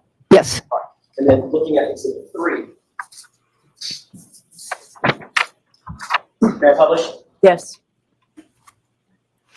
Is this a close-up view of the area closer to the wrist that indicated those parallel, you used the word striations? yes, All right, and these appear to be taken, attended to the autopsy as opposed to the other photograph, exhibit 2, that was taken in the hospital. Is that right? that is correct. All right. And would the time difference account for the slight change in the nature of the wound? It could, Photograph of the wound, I guess? it could, or different technique, yes. Okay, let me take this down. Did you take into consideration the lack, in coming to your opinion and conclusion, the lack of other injuries, for instance, fractures, broken bones, or deep bruising, soft tissue injuries? Oh, yes. How did that play into your opinion? Well, so of course I considered, what else could have caused these wounds, before coming to my conclusion. And so I wanted to rule out other things. And there were no significant major bodily injuries outside the head. There was nothing, there were no fractures of the long bones, the chest, the pelvis, the arms. So yeah, I hope this is a face of a guy who is listening, not a guy who is dead set on just getting Karen got. I think he's having constipation, and in light of all the behind talk, I think we're going to be kind to him today. Although maybe that last crash reconstruction expert, he did look a bit peaked and sickly at the end of that. Even if he doesn't realize yet that this is pretty messed up, I think that he will eventually. Yeah. Yeah. I think he sees enough, and he, I hope so. If you let this lady in, Lally might not show up to court that day. so having seen hundreds and hundreds of car accident victims and people hit by cars, I ruled that out very quickly. Okay. Oh, And it's gonna go in back. So yeah, no fractures of the long bones, the chest, the pelvis, the arms. So yeah, so having seen hundreds and hundreds of car accident victims and people hit by cars, I ruled that out very quickly. Okay. And in terms of the injuries that you did see, especially as This is a lady who wrote the book on dog bites and worked in a trauma unit. I ruled it out very quickly. Well, Is that what you say boom about? Yeah, mic I drop. mean, yeah. yeah. I can only imagine how. I just cannot wait for Lally's questions. Wally's going to be like, but it was snowing in physics. You can't physicsology this out. they're attendant to the arm, based on everything that we discussed today, is it your opinion, based on a reasonable degree of scientific certainty, that those injuries are consistent with an animal attack as opposed to a motor vehicular pedestrian incident? Yes. Thank you. Come on, Lally. Lally. Give it a go. All right, Come Mr. on, Lally. Lally. Let's hear it. Let's hear Come on, this. Kim. Where Have you ever seen a car? Oh, good Lord. He's redder than ever. Good morning, ma'am. Jesus. Good morning. Let me take you back to, you were talking about some police training that you had received when you were in the academy or while you were working with the police department here in Massachusetts. Is that right? Yes. Okay, what kind of training what did that training consist of? Well, I attended and graduated from the Standard Police Academy at that time. And then I took additional courses that were offered from the Massachusetts Criminal Justice Training Council. And these were taught generally by experts in their fields. And they were on a variety of subjects that are listed in my CV, included, the hit and run accident investigation, forensic. Just for a minute. In reference to the training as it pertains to hit and run accidents. You asked him, moron. Oh, well, mechanisms of how accidents occur, mechanisms of how to determine, what vehicle was involved in an accident. I don't, it was a long time ago, but yeah, so determining if people were struck by vehicles, what vehicle was involved, or if it was auto versus auto accident, what vehicles were involved. And I don't mean to belittle this training whatsoever, but is it fair to say that was relatively rudimentary training that you received in the academy? Just like your expert? Oh, Probably, I would not, yes, okay, probably. If you Wouldn't that be the exact training Or that his anything expert like had? correct? That is correct. And am I correct in you indicated that you're board certified in emergency medicine? Is that right? That's correct. And so you're not board certified in forensic pathology or anatomical pathology or any kind of pathology? That's correct. And the last time that you worked as a coroner, when was that? Last time was in 1995 when I was doing autopsies for the coroner's office. I have since, though, consulted on some cases from the LA coroner's office. What, about 30 years ago? Is that about right? For autopsy, yes. Now, have you ever testified in a case in which either Mr. Jackson or Attorney Little were counsel? Not that I'm aware of, no. And when was it that you first were contacted in reference to this case? The first contact was May 15th. May 15th of what year? May 17th, excuse me, of this year, 2024. Yes. And you went through a list of things that you were provided and you reviewed, and you mentioned hospital photos, correct? Yes. Autopsy photos, is that correct? Yes. An autopsy report, is that correct? Yes. Grand jury testimony from the medical examiner, is that correct? Yes. A neuropathology report, is that correct? Yes, toxicology report, is that correct? yes, And then I think you also remember some photos of some clothing items, is that correct as well? yes, a shirt. And Anything else? yeah, hospital ER record. Hospital ER records? Yeah, yes. Anything else that you can think of? No, Did you ask for anything else to review? no. What? Is he going to try to say that she didn't have? We told of any other material that was available for your review then that you weren't then given? A lot. of Well, material. I requested that that I focus in on the wound, so I didn't ask for a lot of material in this case. But fair to say that you were looking for anything and everything, excuse me, material to the wounds that you were asked to look at, correct? Please say that again? Sure. Fair to say that you would want to look at anything and everything that was related to the wounds that you were asked to look at, correct? Yes. And so, Oh, so she didn't look at did you the make any specific requests as to tail what light. material you were provided, or were you just handed some material or forwarded some material and you looked at what you were given? No, I requested that I have the autopsy photographs, the ER records, the ER photographs. I requested those. Now, you mentioned some articles that you had written that were published back in 1996 and 1997 related to dog bites, is that right? Yes. Are those publicly available articles? Yes. And in those articles that you wrote, you were talking about law enforcement bites, correct? Yes. So law enforcement canine bites typically involve what we call sort of a bite and hold technique, is that correct? Yes. Yes. So is there a difference between, through your experience and the hundreds of dog bites that you've seen, is there a difference between what you would observe from a dog bite from a law enforcement canine versus just your domesticated dog? Well, yes. Now, the study, one of those studies was over 700 dog bite wounds, and there were two techniques used at that time: bite and hold, and later on, bark and hold, or bark and alert, or something of that nature. So there are different techniques, but yes, to specifically answer that question, which was, are they generally different from regular domestic dog bites? Yes. Now, did you write a report in regard to your opinion that you testified to here today? No. Why not? I don't think there was much time, and I didn't know if I was going to be actually testifying. How long would it take you to write a report? I wasn't asked to write a report, excuse me. Were you asked specifically not to write a report? No. Now, at any point in time, did you ever look at anything related to Mr. O'Keefe's head injury? Oh, yes. So you reviewed reports in relation to that, correct? Yeah. Yes. Do you have any opinions as it pertains to that? I would rather defer to the pathologist and neuropathologist on that. I like that she didn't say, it's clearly a baseball bat taking the skull of him. This Yeah. was Said, awesome. not my field of expertise. Chloe, there's 1,000 rumors out there, but Chloe is a female dog. Normally, you don't use female dogs for police work. I thought that she had failed out of police training. I remember think that. that for was some just reason. the There are rumor. rumors out there about Okay. it, but normally you don't use female dogs for police work. That's all I can say. Fair. So we don't know. All about Chloe is a mystery. Nima will get her in Okay. Vermont. I do have two questions. Where were Commander-in-Chief Biden when this attack took place? We don't 'Cause- ask those questions. Yeah. We don't ask those questions because We we don't like ask life, Mo. questions. We like Yeah. life. Oh.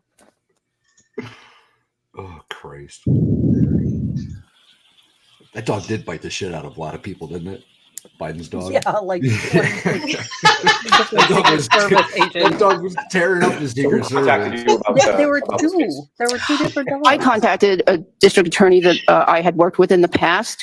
We were discussing a different case, a case that I autopsied in 1995, and I mentioned that I heard that there was a case in Massachusetts that might have been being handled by one of his colleagues, his former colleagues, and that there was an issue of whether something was a dog bite, and that I might be able to help in that case So she reached out. to clarify. So again, And what's so the- when you were provided this material, what is it that you were specifically asked to do? To look at the wounds and the reports and the materials that were sent to me and render an opinion. And so before you had, So it's not like with Lally. We can't get this to fit. Could you please tell us if this was deleted at another time? She was just sent the material and give an opinion. She wasn't told to, can this be consistent with a dog bite? She formed her own opinion. Weird That's how weird. that works, right? Yeah, That and she is reached strange. out to the defense, so the defense didn't pull shenanigans. Well, now he's going to say, is it true you wanted to get famous on this case?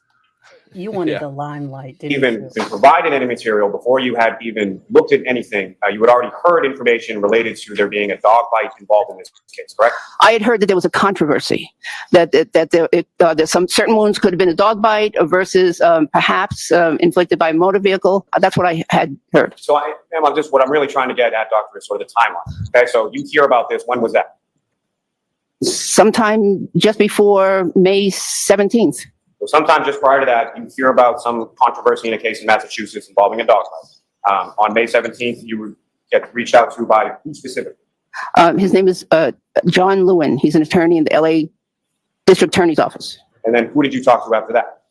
I reached out to him. I said I might be able to clarify. And then he reached out to Mr. Jackson, I believe, and then Mr. Jackson contacted me. And I'm not asking specifically anything you spoke about, but at some point, the discussion came specifically to dog bites, correct? He sent me the materials. He asked me my opinion. Mentioned the materials, asked your opinion. When did you provide that opinion? Probably the next day. Yes, I know it was the next day. So the very next day, on May 18th, you provided an opinion? Yes, And was that opinion provided in a written fashion, orally? How was that provided? orally. So you reached out or to someone shortly before May 17th, spoke to Mr. Jackson on the 17th, received all the material, and then had an opinion by May 18th. Yes. But you didn't write any of that down. No. She can remember her resume in her head. Yeah, it's pretty simple. Yeah. Now, beyond the materials that you were provided, what else were you told about the case? I was told that the victim was a police officer. The decedent was a police officer. I was told that the defendant had been charged, and I was told that that there was a controversy about whether or not these injuries had been caused by motor vehicle. And I was also told, and I read in the medical record, that the decedent was found outdoors, I believe in the snow, and hypothermic. Now, in regard to what you reviewed, you didn't review any investigative reports, is that correct? That is correct. You didn't review any witness statements, is that correct? That's correct. You didn't review any lab reports as far as from the forensic lab or anything like that? I reviewed the toxicology report. Beyond that, any other? If it was part of the autopsy report, I reviewed it. You reviewed everything attendant to the medical examiner's file, is that correct? Yes. Nothing from the lab beyond that? Don't believe I did. Why does she need to? Now, Because this first instance, when you say you heard about it, how did you hear about it? Like, why does she need all this? Well, I believe it was via a headline that I received in my email from the Boston Globe headline. You know, it was some kind of there was some kind of interesting case, and I got it as an email, and I looked into it. And when was that? Well, that was that week in May. That just a few days before May 17th. You subscribed to the Boston Globe online? I did at that time. I have not renewed it. How long had you been a subscriber to the Boston Globe? Oh my God. I'm going to allow it. been 84 years. Like, Probably a year or 6 months, 6 months to a year. There was never any headlines or anything else that you saw about this prior to that week just before May 17th? Not that I paid attention to. I have nothing further. Oh, I've got Anything further, nothing Mr. Jackson? further. All right, so since this is a voir dire, I get to ask questions, doctor? Oh, So yes, I okay. just have a couple of questions for you. I don't think I really heard you. So could you tell me again what your opinion is and to what degree you hold that opinion? Yes. These injuries in the arm are, my opinion is that they are the result of animal bites or scratches. And do you know what kind of animal? Oh, yes, most likely dog, large dog.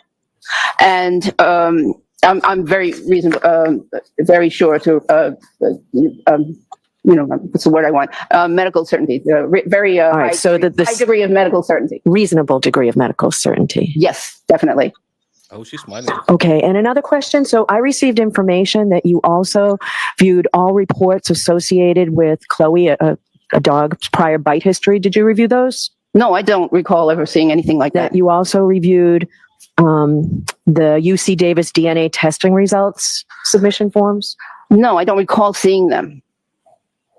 Okay, any follow-up, any questions based on my That has question? nothing, they Not for the Commonwealth. watched that, No, no. so.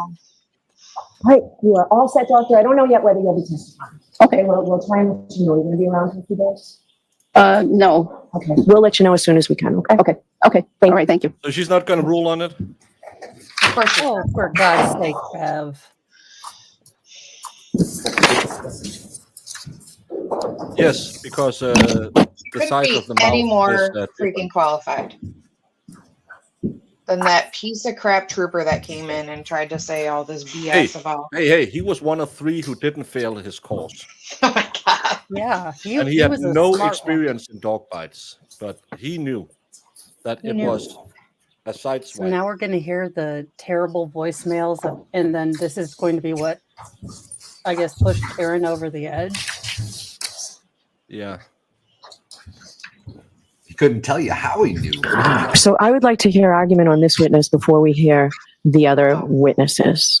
So, and Ms. Giannetti, I asked you the other day whether she reached out to you or you reached out to her, and you said there was an intermediary. But my concern was whether she came out of nowhere and reached out about this case, and that seems to sort of. It wasn't Mr. Giannetti, it was me.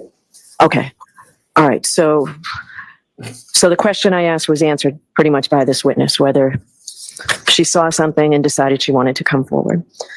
All right, it's the Commonwealth's motion. What are you asking me to do? Again, I found a violation of Rule 14. And there are 2 concerns here: the competency of the witness's testimony, how much she can testify to, whether she should testify at all. What is it you're asking me, Mr. Lally? Your Honor, I'm asking that the witness be excluded from testifying at the trial for the violation of Rule 14, specifically, I believe it's Rule 14A6. This is a witness, as the court picked up on, that reached out, albeit through an intermediary, with reference to just sort of discovering or coming upon this case in several weeks into the trial. It is concerning given the fact that the witness represented that she had a subscription to the Globe Online, received word of this, and the first time that she had ever seen it or it grabbed her attention was in that first week of May when, as the court is well aware, there's been widespread media coverage, particularly through the Boston Globe for years at this point. The limitations of the testimony, it's also concerning because the disclosure from counsel indicated, again, as the court had noted, I didn't want to get into too much as far as for purposes of this voir dire, but there was additional material that was indicated in the disclosure that the witness had reviewed, including the UC Davis related to the canine DNA or the lack thereof, as well as, forgive me, the Your swabs dog bite were history of that specific dog, which also I would note for the court includes photographs of what a dog bite from that specific dog looks like. And that specifically apparently was not provided to this witness, who's then opining on, inferably at least, that that dog was the cause of these particular injuries. However, was not shown specifically anything to do with that bite history as far as by way of reports or photographs. So that juxtaposed or coupled with the immensely late disclosure. I mean, we're talking about at least the 6th week of trial by the time this witness is even mentioned, not on the defendant's witness list, not mentioned at any point in time during the pendency of the case, and then sort of pops up in the middle of May, and to the point that the limited amount of material or information that's provided by counsel as far as disclosure opinion doesn't come until today. So for all those reasons, Your Honor, the Commonwealth is requesting that her testimony in its entirety be excluded from this trial. Jackson? Your Honor, exclusion is the highest form of punishment. It's the highest form of sanction that the court has available to it. It's just to put a fine point on it, it is a dire remedy. And I know the court has mentioned 2 or 3 times, I'm finding a violation of Rule 14. That sounds as if the court is suggesting or has inferred that we did something wrong. We didn't do anything wrong. Because the court learned, I didn't reach out to her. She reached out and said, hey, look, I've got some experience with this. I asked you that the other day, though, and I was told that you reached out to her through an intermediary. I wasn't told she reached out to you through an intermediary. I don't know that there's a difference. I mean, What I was trying to get at, is this somebody who read about this case and said, you know, I want to be part of that? That's what I was trying to get at. I think it was pretty clear, Mr. Jackson. Go ahead, continue with your argument. okay, I did not misrepresent anything.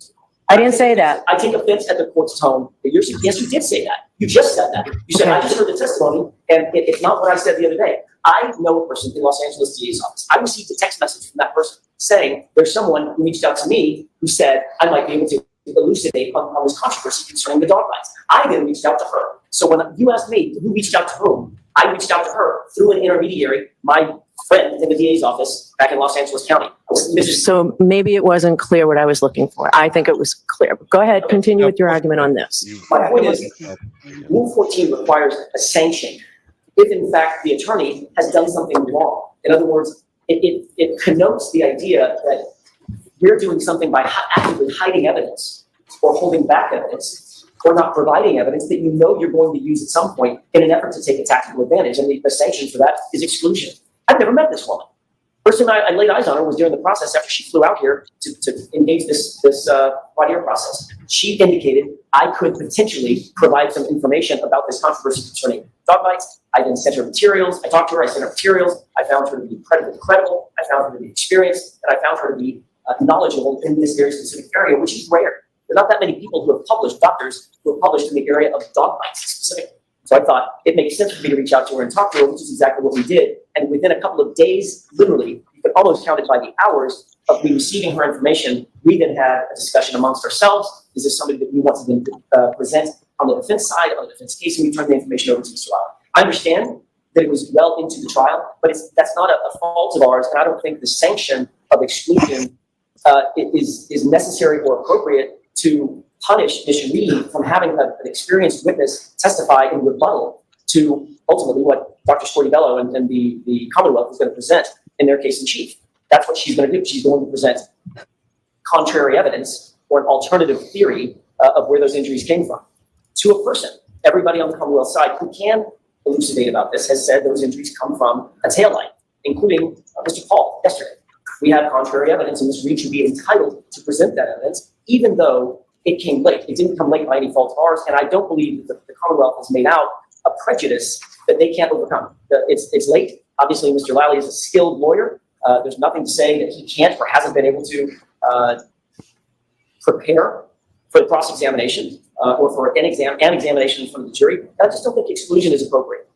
All right, so the second part of this argument, and I'll start with the Commonwealth first. So in your motion to exclude, you also raise Daubert-type concerns. So, Mr. Lally, is there portions, if I permit her to testify, are there portions, and focus specifically on the part of her opinion where she says, I guess the defense expects her to be able to say she will testify that these injuries are inconsistent with having been struck by a vehicle, road rash, or scratches from broken glass or taillight material.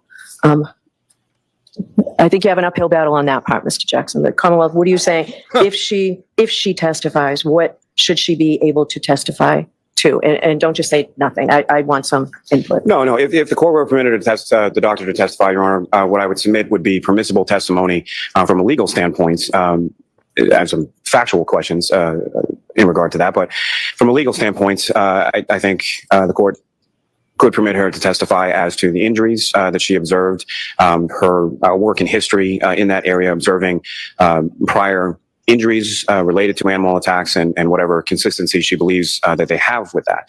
I do not think it would be proper to allow this witness to testify or opine anything about the inconsistency with regard to pedestrian injuries.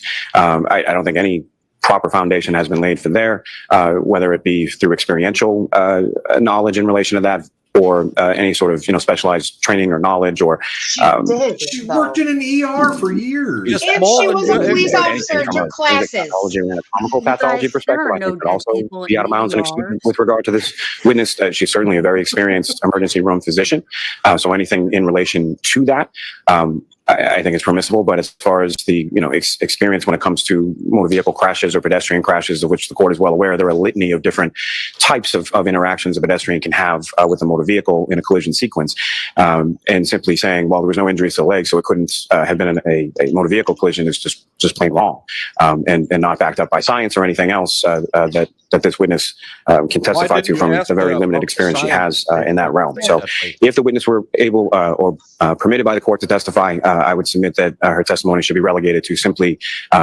what, if any, opinions, her experience, obviously, and then what, if any, opinions she draws with regard to the causation of the injuries on the right arm, as it pertains to consistency there. But I venture to guess that it's likely that those are probably also going to be, in her opinion, consistent with many other causes beyond that, if she's being reasonable.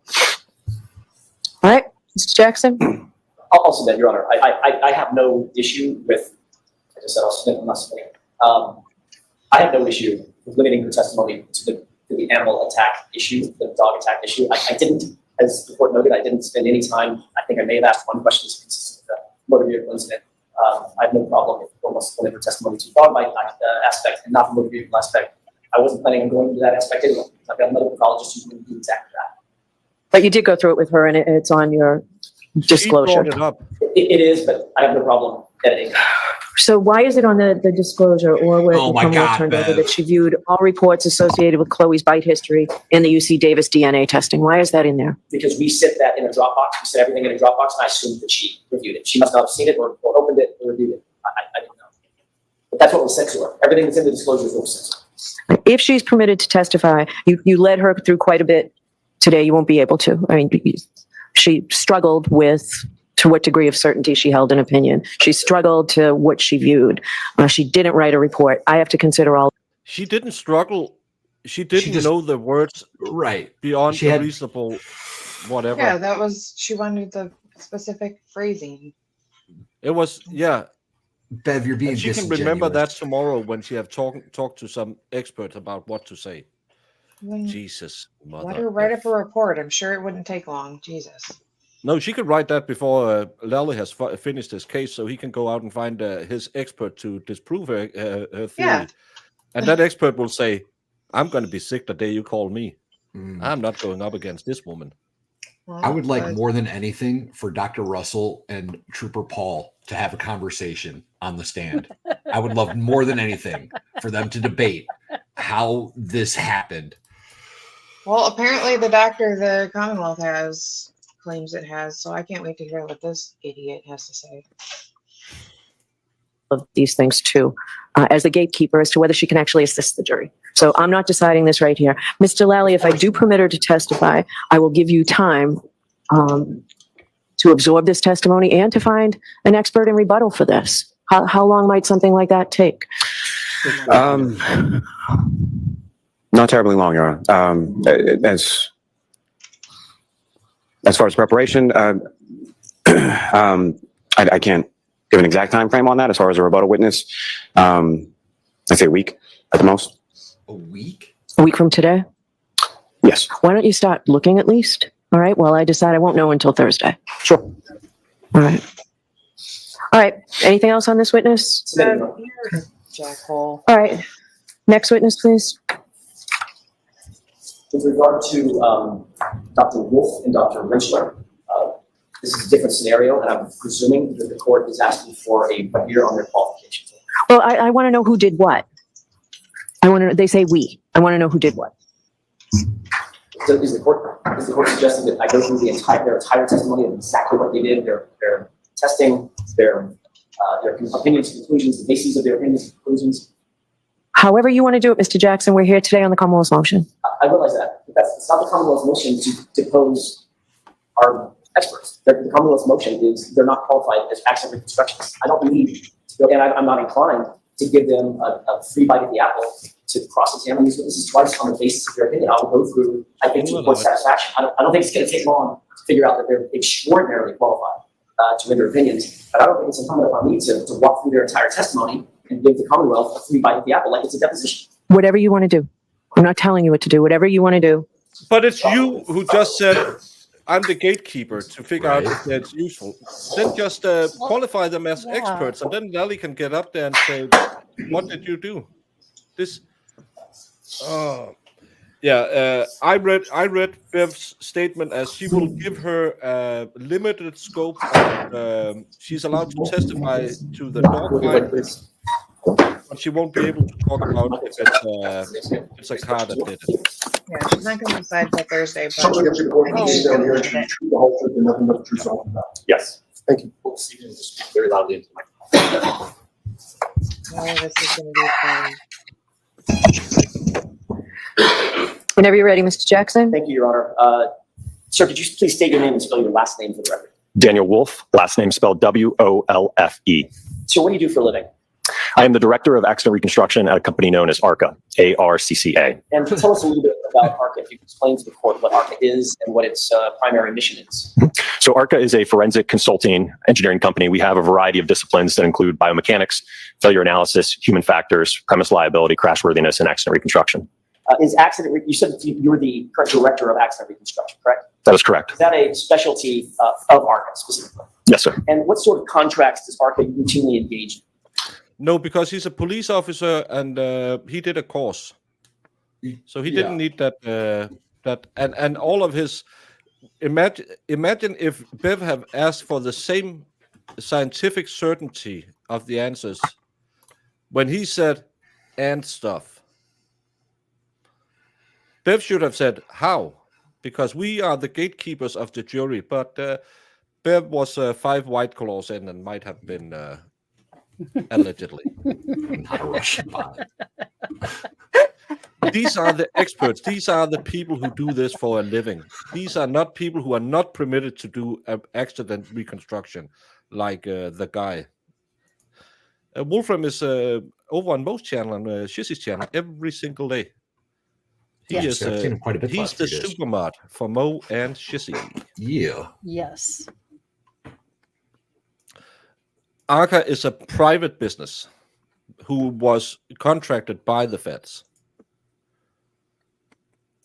Halfway to Stephen, you and Zach need to have a support group of bad dad jokes. Do dentists swear to tell the truth, the whole truth, and nothing but the truth? We typically work for law firms, insurance carriers. What about other clientele, for instance, maybe it's an insurance carrier or a law firm, but what about the ultimate client, the military, Department of Defense? Have you contracted with other entities or agencies, sporting agencies? Certainly, yes. We've done research for the military. We do player safety for the NHL. So yes, we are involved in a number of research projects as well. And in terms of ARCA and its commissions and consultation, is it known both nationally and internationally? Is it recognized as a leader in the area of accident reconstruction? Yes. As the director of accident reconstruction, do you specialize in not only accident reconstruction, but human factors as well? Yes, sir. Can you give me a synopsis of the professional discipline of accident reconstruction? What is accident reconstruction? Well, I think that's a very broad topic. I look at the cases that come across my desk. You know, I've been involved with pedestrian impacts, and that could be pedestrians being the side of vehicles, fronts, backs, getting run over by vehicles, being struck by a vehicle, then projected into another vehicle. I've dealt with your simple fender bender collisions. I've dealt with collisions that involve 60-car pileups on a highway. So again, accident reconstruction in terms of the scope for a case, it can really vary case to case depending on the facts and circumstances of that case. And when you say dealt with, are you talking about literally going into, from an engineering and a scientific standpoint, trying to reconstruct what happened, what the causal effects were of that accident, and what the results were, the resultant damage or injuries were? Absolutely. What about human factors? What does that discipline entail? What is human factors? Well, to give you an example of that, so I do a lot of nighttime visibility work where, for instance, let's say a pedestrian's coming onto the roadway at night. Maybe it's not a lit roadway and you're relying on your vehicle headlights to illuminate that pedestrian. So it's determining when would a driver recognize that individual on the roadway based upon the headlights, if there is any artificial lighting, their clothing. And then we look at how do drivers respond based upon that scenario that they're presented with. So we know that response times are different depending on the hazard that's presented to them. So if it's a pedestrian coming to the roadway, it's a vehicle stopping in front of you. So that's the application of human factors. And that might include everything from passenger vehicles, commercial vehicles, bicycle issues, motorcycle issues, things of that nature. Yes, sir. Okay. What education, training, and background qualifies you to perform the duties that you just described as director of accident reconstruction at ARCA? In terms of my educational background, I received a Bachelor of Science in Engineering from James Madison University back in 2012, along with a minor in mathematics. Some of my coursework while at James Madison included courses in physics, statics, dynamics, kinematics, material science, and your typical engineering sciences. Subsequent to my undergraduate degree, I then went on to the University of Delaware to pursue my PhD in electrical and computer engineering with a concentration in electromagnetics and photonics. Did your research area also include physics, in addition to electromagnetics? Yes, sir. Optics? Yes, sir. Photonics? Yes, sir. I want Lally to ask him, can you measure a sideswipe impact, or is it impossible, as my witness claimed? Lally won't ask him that, but I have a feeling Jackson will. Because Yeah. I have a feeling he Could you can. reconstruct what force could have propelled him this distance? I'm pretty sure Well- he's going to have exact numbers and everything. Yeah, he probably have a demonstrative as well. And again, he will factor in the Canton constant because it did. That's the And Canton ladies, constant. he has a protractor and he knows how to use it. Giggity, giggity, goo. My soundboard doesn't work. And lighting. Correct. Are you accredited as a traffic accident reconstructionist? Yes, sir. By whom? By an organization known as ACTAR, which is the Accreditation Commission for Traffic Accident Reconstructionists. Are you trained in photogrammetry to determine vehicle crash and map scene evidence from photographs? Yes, sir. In other words, looking at a photograph rather than being at the scene, that is a specialty or specific area of training that you've engaged, correct? Yes, sir. Are you trained in Bosch crash data retrieval analysis, Yes, sir. otherwise known as CDR analysis, right? Correct. In terms of professional associations and accreditations, are you certified by the Society of Automotive Engineers? Yes, I'm a member of that organization. What about being a member of Optical Society of America, Yes, sir. Illuminating Engineering Society, Yes, sir. and finally the National Association of Professional Accident Reconstruction Specialists? Yes, sir. You're accredited by all of those organizations, is that right? I'm a member of all of those. Yes, sir. Have you authored peer-reviewed articles in the area that we just discussed? I've authored a number of papers in the field of physics, and one of my most recent publications was that dealing with Toyota and Lexus vehicle control history records.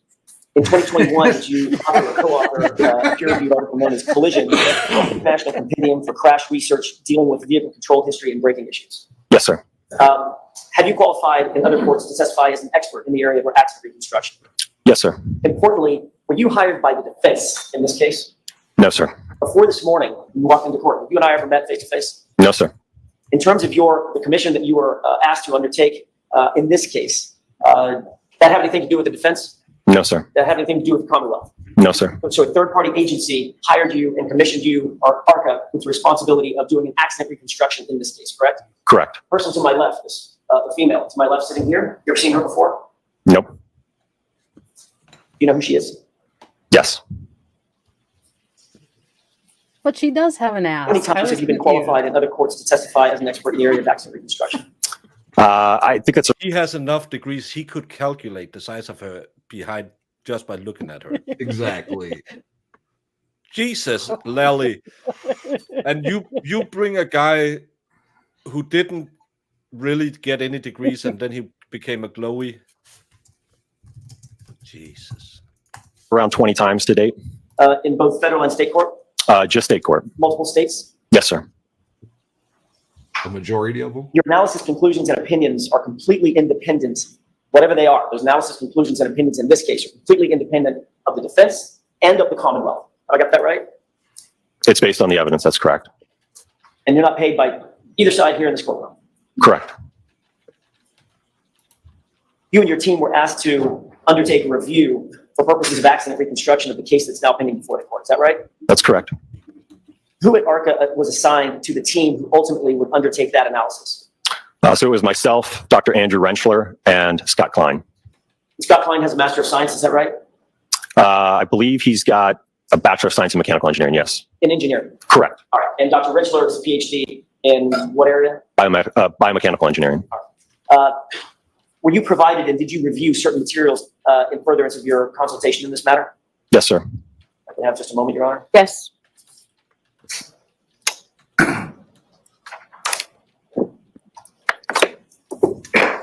I'd like to use my time efficiently, Doctor. I'm going to read through a number of materials that you reviewed.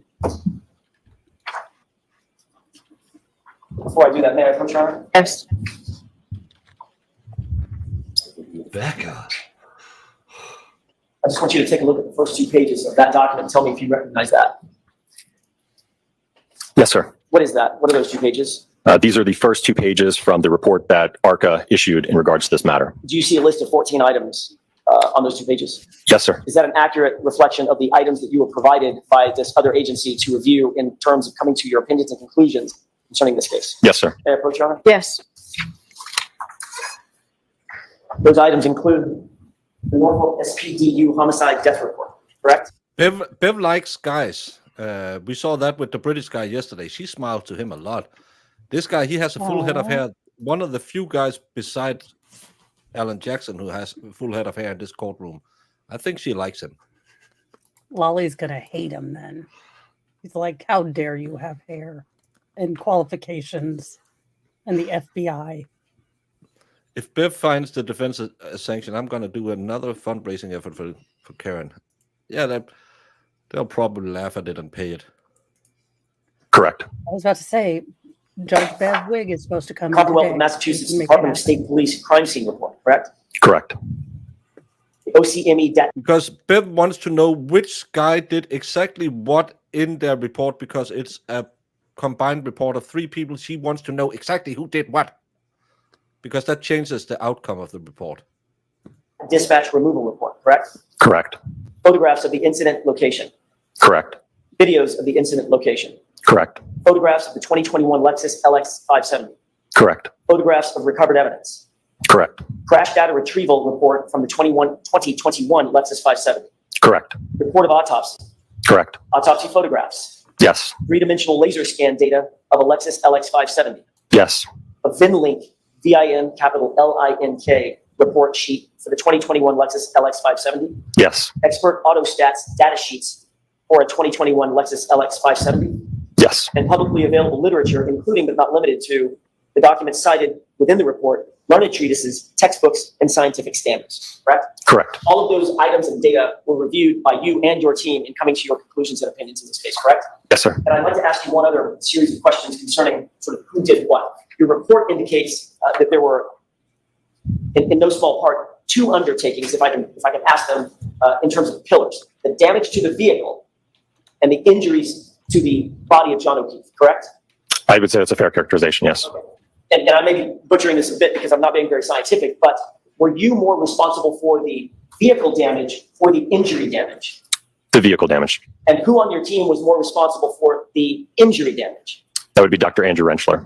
Obviously, Dr. Wolf, in coming to your opinions and conclusions concerning the damage to the vehicle, you had to consider the damage to the human being, correct, John O'Keefe? Correct. And as the team leader, in terms of Dr. Rentschler coming to his conclusions and opinions. Feds, they have nothing to do with any part in the case. The Federal Bureau of Investigations did investigation into this case specifically, and is still allegedly investigating Trooper Proctor because of a lot of stuff. That's why they wrote this report to the feds. Never talked to the defense, never talked to the state, but they were given this 3,600 pages of evidence from the feds that is related to this case. Some of it we have never heard about. It's under special order. You can't talk about it. That's why they always mentioned you were interviewed in another grand jury, because that's the federal grand jury about this case. What that investigation shows, we don't know. There's a lot of people speculating, but as everything else, you don't know anything about an ongoing investigation. But now we get a little glimpse into it with these people. And why do they all have German last names? Germans are fascinated by techniques and forensic. Yeah, Germans like math and efficiency. It's just not always used to the greatest for humanity. It got us to the moon. They did. Maybe. The damage to the human being, he also had to consider the damage to the vehicle and the interplay of the two, correct? Correct. We work together. I was just going to say, is that how you two and Mr. Klein work together to come to the opinions and conclusions that are cited in your multi-page report? Yes, sir. Okay. That's all I have, Your Honor. Okay. Mr. Riley? Thank you, Your Honor.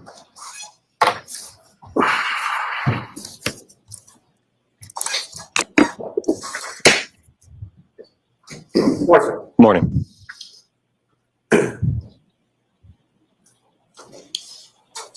You went through a list of about 14 things that are contained within your report that your firm or your agency was provided with that you reviewed, correct? That is correct. Did you specifically review all 14 of those things, or was that done as sort of a team?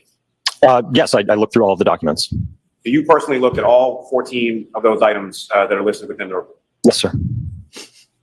And you indicate that it was your opinions or what you did in this case, that was you were asked to answer specific questions, correct? Yes. It wasn't like you were just tasked with facts, go do or take a look at a crash reconstruction or read a crash reconstruction. You were asked very specific questions and you tried to answer them the best you could, correct? I don't know that there were specific questions. I think ultimately it was an open-ended question. But related to you testified as to 2 specific areas that your firm or your agency looked at, right? Those are the disciplines that the report covers, yes. But you testified about some other areas of expertise as far as human factors, visibility, luminescence, things like that. You didn't do any of those things here, correct? Wasn't part of my scope in this case. In the scope in your case, you indicate that it was based on the evidence, correct?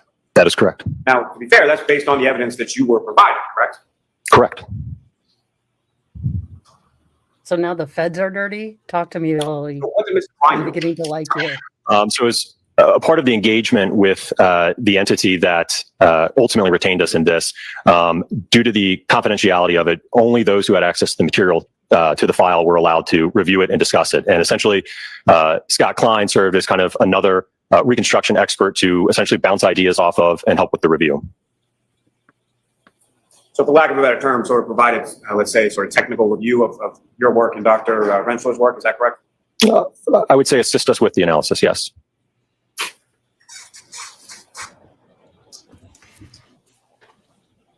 Now, obviously, your firm and your agency issued a report in relation to what you did, correct? That's correct. And you've obviously had time to review that report as far as what's contained in there factually, as well as conclusions, opinions, things of that nature. Yes. So was it your testimony that anything that has to do with anything factually, conclusions, opinions, or otherwise, in relation to the motor vehicle damage, those are your opinions, those are your conclusions, correct? I would say that's fair, yes. And again, based on the evidence that you were provided, correct? Correct. And so the facts or evidence or conclusions or opinions related to injuries to Mr. O'Keefe, that was Dr. or Mr. Rentschler's area, is that fair to say? Dr. Rentschler, yes. And again, that was based on the evidence or whatever he was providing, correct? Correct. Which would be the same materials that you had testified that you had, correct? I'm not Correct. that one up. No, Jesus, back Anything off. further, Mr. Jackson? All right, so, Doctor, I just have one question for you. What specifically were you asked to do? I'm sorry, Your Honor, I didn't hear the question. What specifically were you asked to do? So the agency that retained us gave us a selected quantity of file material related to this case, and essentially left it as an open-ended question. Ultimately, was the evidence consistent with a pedestrian interaction between Mr. John O'Keefe and the Lexus? Okay, you said selected quantity of information. Who selected that information? The feds. The feds? As far as I'm concerned, it would be the Department of Justice and the FBI. All right, and they just gave you what they wanted to give you, as far as you know? We had no say in what material was handed over to us. Okay, So the all Fed right. is Thank you very ruling much. Any questions based on my questions? No, Your Honor. Mr. Lally? Just briefly, Is she implying the Feds are in on it? Apparently. And I Yeah. apologize for this, I'm just unaware. Is it Mr. Wolf or Dr. Wolf? Dr. Wolf is fine.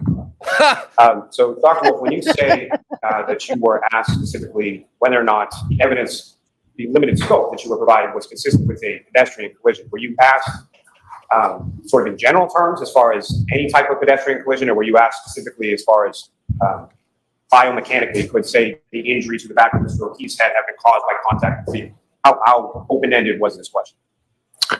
Again, I think it relates to, is the vehicle damage consistent with the pedestrian impact, and are the injuries consistent with the pedestrian impact? And again, the whole panoply of injuries, is that correct? I'm sorry, what was your question? Let me rephrase. So did anybody specifically ask you to determine whether or not the injuries to the back of Mr. O'Keefe's head could have been caused by a motor vehicle? I don't know that they asked us specifically. Again, they basically asked us to perform an accident reconstruction and biomechanical analysis and basically tell them our findings, and these are our findings. And in the materials that you reviewed, did you see anything in there of any sort of statement, suggestion, intimation, anything at all that suggested that the injuries or the fracture to the back of Mr. O'Keefe's head was caused by a motor vehicle? In terms of direct contact? Yes. No, I don't believe so. Nothing further. Anything? All right, Dr. Wolf, you are all set, sir. Thank you. Oh, why is this a case? Bev had this report before the case started. Because she got Because from the the feds Fed. are dirty. There was She can't no deny reason this guy, to right? lawyer these people. Like, No. Well, you have to, though. You have to. I don't know, but how about we compare those injuries to the woman who was bit by Chloe during the altercation with her dog? No, but maybe if they had those. like the feds gave them information, not the defense. So that was the whole thing. And Lally's like, wait, So I have to be mindful of quoting, that's all. You solemnly swear to the the court in the case now, the truth, the truth, the whole truth, and nothing but the truth, so help you God. I do. Gotcha. That'll be Dr. Wolf. that was, yeah, Dr. Wolf. Whenever you're ready, Mr. Jackson. Thank you, Your Honor. Sir, could you please state your name and spell your last name for the record? Certainly, Dr. Andrew John Rentschler, Rentschler. Sir, what do you do for a living? I am a biomechanical engineer and accident reconstructionist. In what area of the country do you live in? I live in Pittsburgh, Pennsylvania. What is your title currently at your company? I am a vice president and director of biomechanics for the Midwest Division. And what is the name of that company? It's called ARCA LLC. And what is the main mission of ARCA? What does ARCA do? So ARCA is a engineering consulting company, and we have several different types of engineers, biomechanical engineers such as myself, accident reconstructionists, mechanical engineers. We look at crash worthiness, safety of vehicles, and other types of events. So we really do all types of work. We do litigation type work. No, the state doesn't have access to the dog because we have Lally claiming that in maybe a year ago that it's in Vermont. And that was right after the defense asked for access to the dog. They were never allowed access to the dog. We know Nima has the place in Vermont where the dog is. She is just about to get it. But no one have seen Chloe since they rehomed it. Where she drove halfway and gave it to a lady she never met. That dog's buried underneath the pool. Yeah. Yeah. As well as research and development for government and private entities as well. Let me have just a moment, Your Honor. Yes.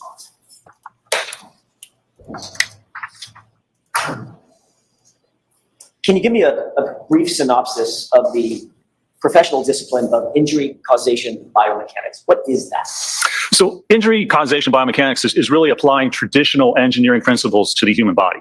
So as a biomechanical engineer, I look at the response of the body to accelerations and forces and determine how an injury occurs.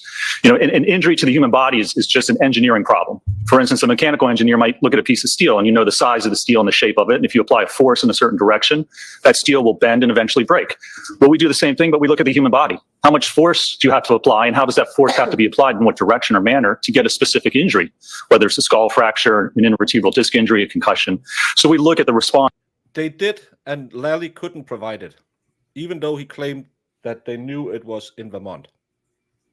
To the human body, to different forces and accelerations in different types of settings. And ultimately, our hope is to help mitigate or prevent injuries, whether it's in a motor vehicle accident, sports setting, industrial setting, auto pedestrian impact, try and make products and environments safer for individuals.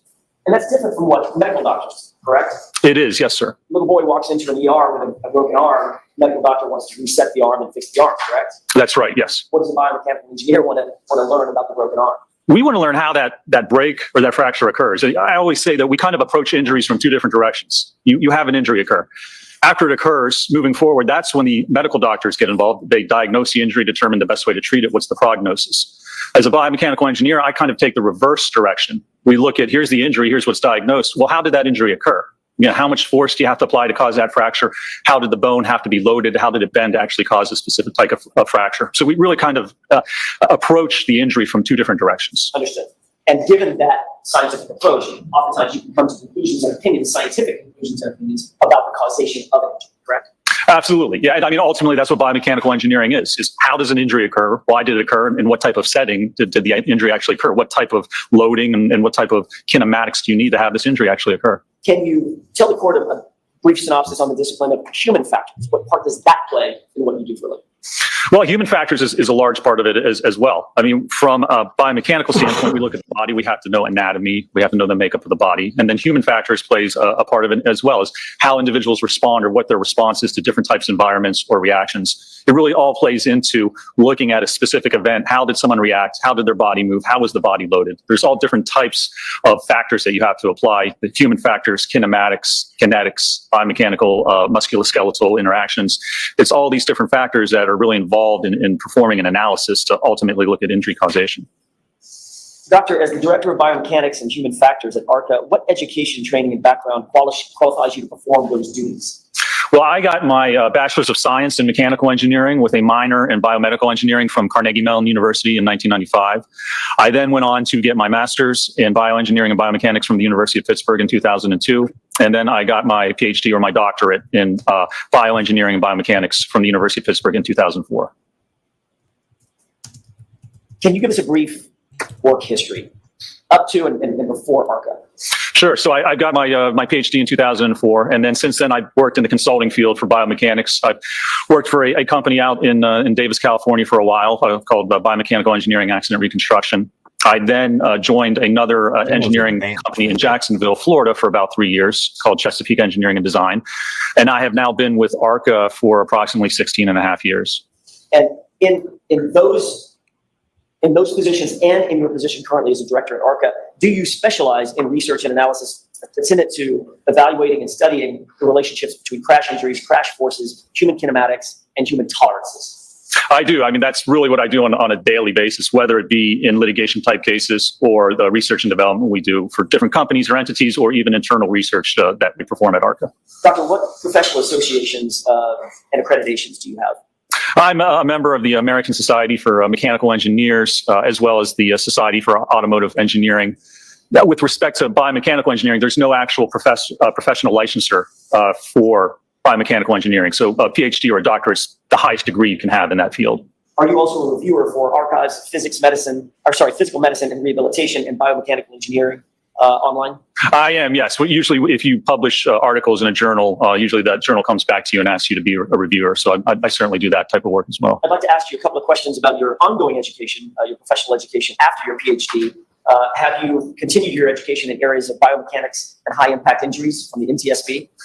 I have. I've taken classes through the NTSB and SAE, the IPTM, Police Technology Management Training Center. There's several different Thank you, Jude, for being a member for 8 months. entities I've taken biomechanical and accident reconstruction courses through. So the alphabet soup, if you will, of biomechanical engineering and human factors. Right, yes. And you continue that today? I do, yes, sir. Any specific training in human kinematics? Yes, I do have training in human kinematics. Just out of curiosity, how do you define what is kinematics? So kinematics is the motion of the human body and looking at how the body moves. And it's irrelevant or irrespective of the forces that cause that. That's the thing that Lally's expert couldn't answer what it was yesterday. He said it's movement, right? It's a thing that does stuff. It just does something. You mean like science? That poor expert it was part of was math like a class. kid that never read the book, but was trying to do a book report. So it was a heartwarming story, and stuff happened. In the end, I did my homework. Yeah. I'm so glad Karen Reed. Motion. So we're Yeah, I'm just happy that these are the feds paying for this. This is your taxpayer paying. Oh, that's true. really looking at, also for pay instance, for how Swedish one body for part moves with respect to the car next. accident. We can see how the body moves as a result of a specific type of event. You mentioned injury mechanics previously in one of your answers. What is injury mechanics, and how does that relate to biomechanics?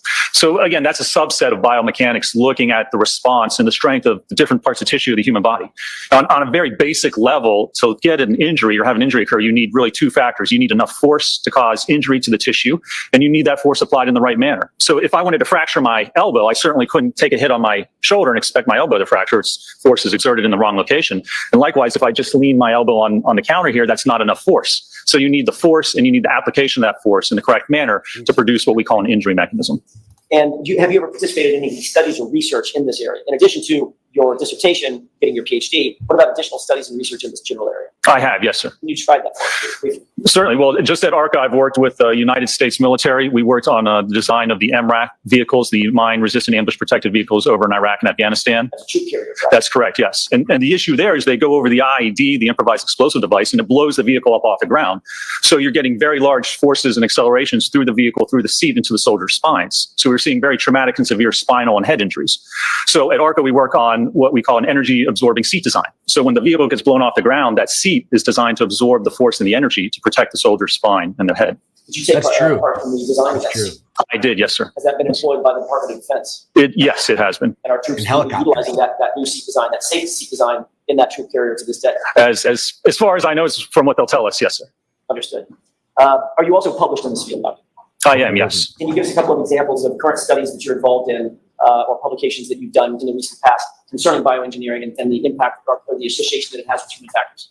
Sure. I mean, and another project I'm working on is we work with the NHL actually at ARCA. We have an ongoing, we have an ongoing relationship with the Department of Player Safety. For instance, we helped redesign part of the rink in every arena. They had at the end of the player area, there was basically a 90-degree stanchion where the glass met. And so players are kind of getting checked down in the boards and then hitting up against the glass. And actually, somewhat ironically, it was Chara hitting Pacioretty into the glass in the Boston-Montreal game and caused a cervical fracture and concussion. And the NHL came to us to see if we could have a redesign of the rink to make it a little safer. So we took crash test dummies, the anthropomorphic test device, which you've probably seen on TV, the automotive manufacturers use them all the time, and threw them into different configurations of glass. And now in every arena in the NHL, it is basically a curved piece of spring-loaded Lexan or plexiglass, where the players now, they hit into it, it absorbs the impact, and they glance off of the glass. Is that a design that you helped come up with? It is, yes. So both from the United States military as well as professional sporting leagues, they've come to you to help save lives, lower risk. That's right, mitigate and prevent injuries, yes, sir. What about crash and sled testing? Yeah, I've performed a number of crash and sled tests. When you look at, any vehicle that's driven in the United States, it has to pass federal motor vehicle safety standards. There's federal regulations that they have to pass. And, part of that involves running the vehicle into a wall at 35 miles an hour, hitting it from behind, rollover type impacts.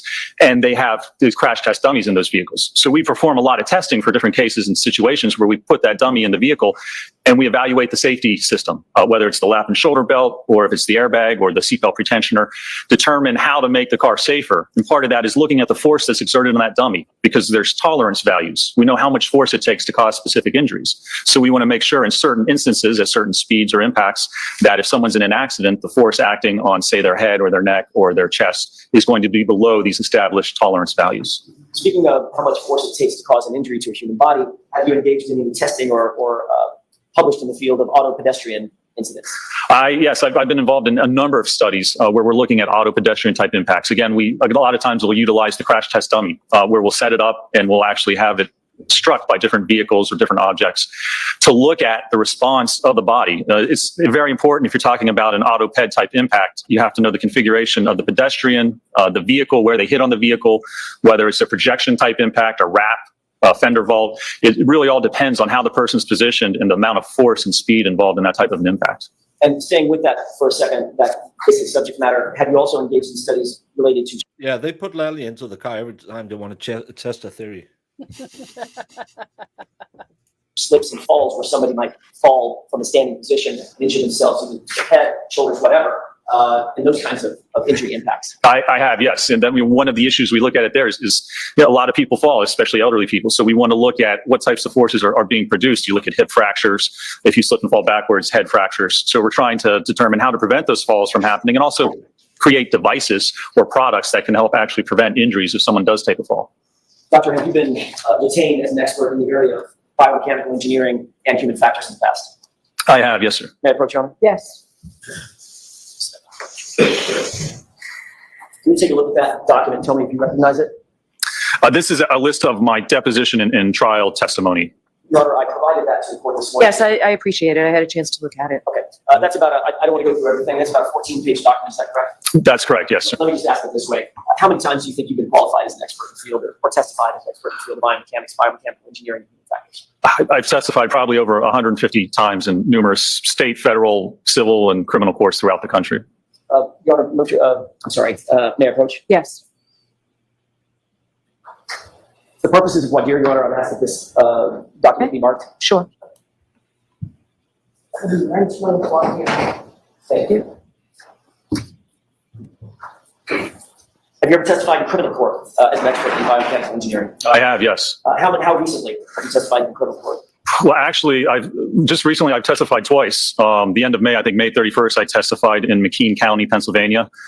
For the prosecution, it was a case where the defendant was accused of beating his girlfriend to death and basically said that she fell down the steps. So my testimony involved determining how her injuries occurred and that they were entirely inconsistent with what would have happened during a stair fall. What about another case? And then about a week after that, around June 6th or 7th, I testified in Cambria County, Pennsylvania, again for the prosecution for another homicide case. Trooper Paul did 120 hours of course. He couldn't tell this guy how to tie his shoes because he didn't understand the physics about crossing the strings and pulling them.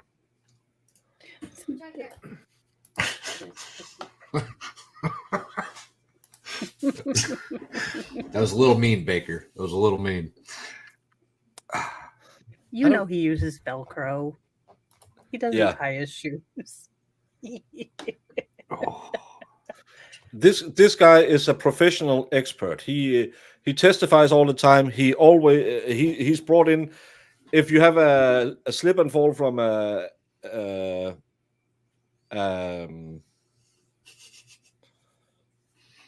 the hell? If someone has a slip and fall, he works for the insurance company to prove if it could or it couldn't have happened, and all of this. So he's a professional expert.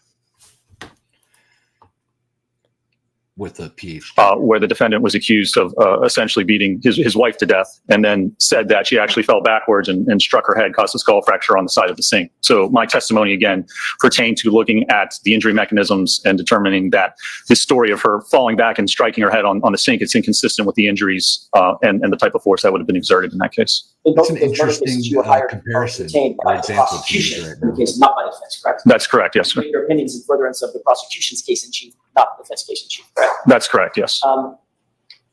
With regard to this case, you were asked to look at several items. We've already gone over those in the other testimony, so I won't belabor that. You were asked to look at several items, correct? I was, yes. And ultimately, based on that series of information, that universe of information that you were provided, see if you could come to an opinion and conclusion concerning the incident before the court now, correct? That's right.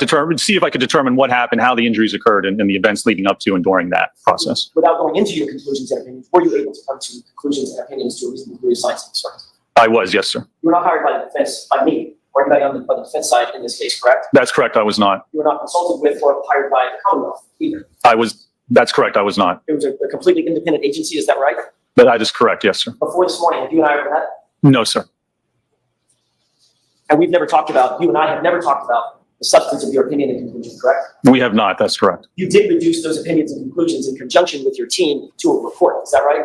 I did, yes, sir. And your understanding is that report was made available both to the defense and the Commonwealth, is that right? Yes, sir. That's correct. I have nothing further. Okay, Mr. Lally? Thank you, Your Honor. You're screwed, Lally.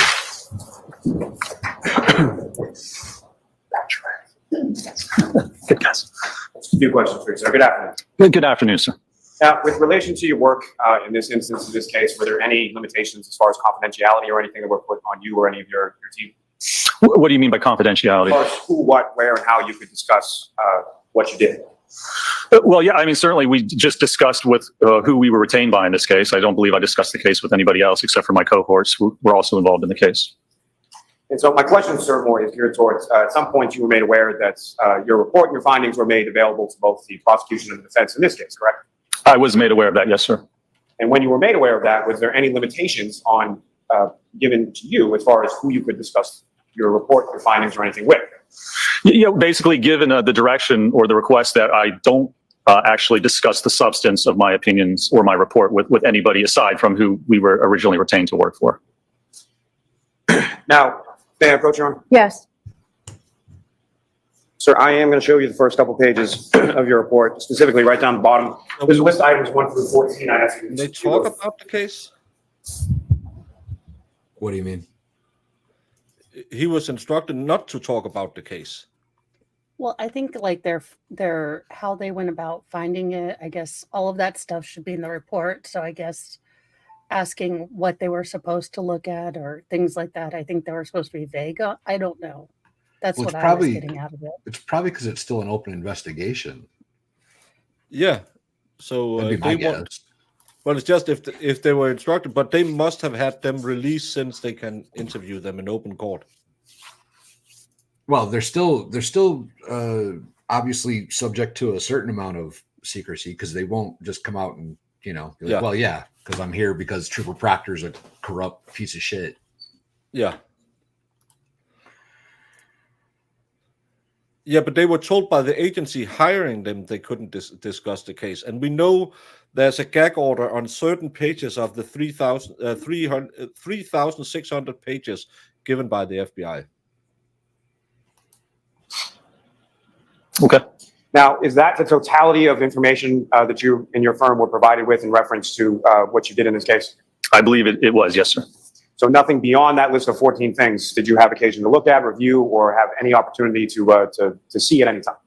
Well, aside from we did do testing in this case, so we did do other Aside work. from your independent testing, I'm asking as far as material provided by whoever employed you, that is a sum and total of what you received, correct? I believe that would be correct, yes, sir. And did you personally review each of those 14 items? Because, and I don't fault you or your company for this, but within the report, there's a lot of wheat. So what I'm asking is, did you personally review each of those 14 items that are listed in that report? I did personally review every bit and every page of information that was provided in this case, yes, sir. And to be clear, just to sort of close the loop on this, when it comes to those 14 items, were you allowed to ask for any additional items, or was it just you were limited to this is what you have, go form an opinion? There may have been discussion about if there's other information available, but I believe ultimately that we rendered our opinions, obviously just. They would all be under the same order not to discuss it. Of course, he can discuss it with his team. He said on his the cohorts. specific information He that said was he provided discussed to it with us. his cohorts. Now, as far as your opinion in your report, when was that issued? February 12th of 2024. So that date on the top of the report of February 12th, 2024, that's when you sent the report to people that contracted you to do the analysis in the first place. That's correct, yes, sir. May I approach you? Yes. Thank you. Sure.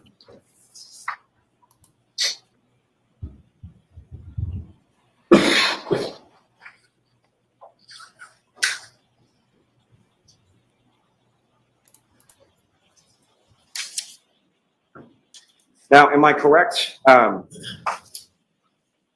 what I'm trying to ascertain here, Doctor, is just sort of the different roles that you and the other members of your team performed in reference to this. Am I correct in that your primary role in this pertained to sort of biomechanical engineering analysis of injuries sustained by Mr. O'Keefe? That would be correct, yes, sir. And not to put too fine points on it, but Dr. Wolf would have been more responsible for issues related to the vehicle itself. Generally speaking, yes, that would be correct. Obviously, there's some interaction between damage to the vehicle and injuries to Mr. O'Keefe, but as far as your primary sort of any opinions contained within this report pertaining to injuries to Mr. O'Keefe, those would be your opinions, correct? Yes, any opinions or information with respect to the injuries would be my purview and my opinions in this matter, yes, sir. And concomitantly, so any opinions related to damage to the motor vehicle, those would be opinions of Dr. Wolf, is that right? Well, to some extent. I mean, certainly I would have opinions as well based on the interaction or alleged interaction between the body and, for instance, the vehicle in this case, and what damage to both the body as well as the vehicle you would expect. So I think there's basically some overlap between those issues. I wouldn't say that it's a complete separation. And so, and again, Doctor, what your opinions or ultimate conclusions are, whether they be yours or Dr. Wolf's or a combination of the two, it's all limited based on the information and the evidence that you received, correct? It certainly is based on the information that we reviewed and listed in our report. Yes, sir. Now, as far as for the mandate or from the agency that hired you, were you asked to answer a specific question, or were you asked to just do an analysis based on what we sent you, or how was that put to you as far as what you were doing? There was a specific request that we were asked to perform and to evaluate in this case. And specifically what I'm asking, sir, is there's an analysis in there of whether or not the injuries to the back of Mr. O'Keefe's head could have been caused from contact with the vehicle, correct? That is part of my analysis and opinions, yes, sir. And were you specifically asked to address or answer that question by the agency that hired you? That was one of the questions I was specifically asked, yes, sir. I have nothing further. Anything further, Mr. Jackson? Thank you. All right, so Doctor, I have a couple of questions for you, sir. So regarding the specific request, what were you tasked to do specifically? So specifically overall, I was tasked from the biomechanical standpoint to determine or see if it's possible to determine how the injuries in this case occurred. And part of that was determine whether the injuries, the head injury and the arm injuries resulted from contact with the Lexus in this case. Okay. And regarding all of your prior testimony, a good deal of it seems to be in depositions. Any of those in Massachusetts? There's a couple, I believe. I testified at trial in Massachusetts, Okay. Middlesex Superior Court. Do you know where that might be? I do want to look at that. I can find it for you, maybe a couple of months ago. Was it in a criminal case or a civil case? Oh, it was in civil case. I Okay. think, let's see here. I think, yeah. So let's see. There was one November 14th, 15th, 2023, Middlesex Superior Court.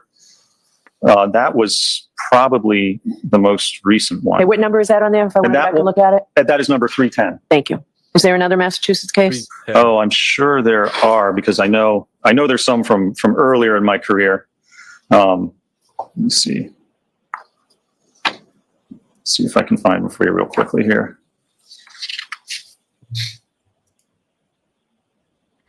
This.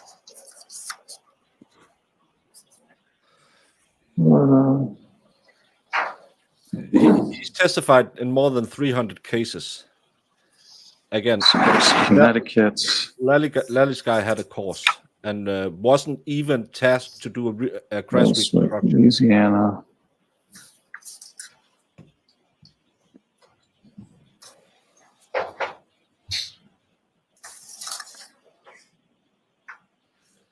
Well, there's 68. I'm gonna butcher it. Worcester. Is that a civil or criminal case, doctor? That is a civil case as well. Okay. What year was that? Oh, that one was 2012. Okay. Any others that you think of or you see? There may have been a couple others. I don't recall off the top. All right, I'll go through it more closely. I Sure. appreciate you saving me. Absolutely. All right, any questions based on my questions? No, thank you, Your Honor. No. All right, you are all set, sir. Thank you very much. Thank you, Your Honor. Yeah, and didn't drive into anything that could kind of indicate how much damage on him. And he didn't really know math to figure out any. It just happened because of it. All right, so Mr. Lally, I will hear you on your motion. Now, we didn't get into the ultimate opinions and the basis for that opinion, but I'll hear you on your motion. Your Honor, what essentially what Commonwealth was seeking and had been seeking was just in reference to that, as far as who did what and who was responsible for what and what were the items reviewed, and is that the totality of it? There's a date on the report. I don't know if that was a date as far as when it was filed, when it was opinion was rendered, when that was provided, what was provided to them in the course of their analysis. So I think very simply what Commonwealth had been seeking for the most part was So he's covered today. rolling over. Okay. They allowed All it. right, I have some questions as to the scope of the testimony of the witnesses. So, Mr. Jackson, you intend to have them testify consistently with the report, everything covered in the report? Correct. And the conclusions, all 4 conclusions in the report? Correct. Mr. Lally, what's your take on this?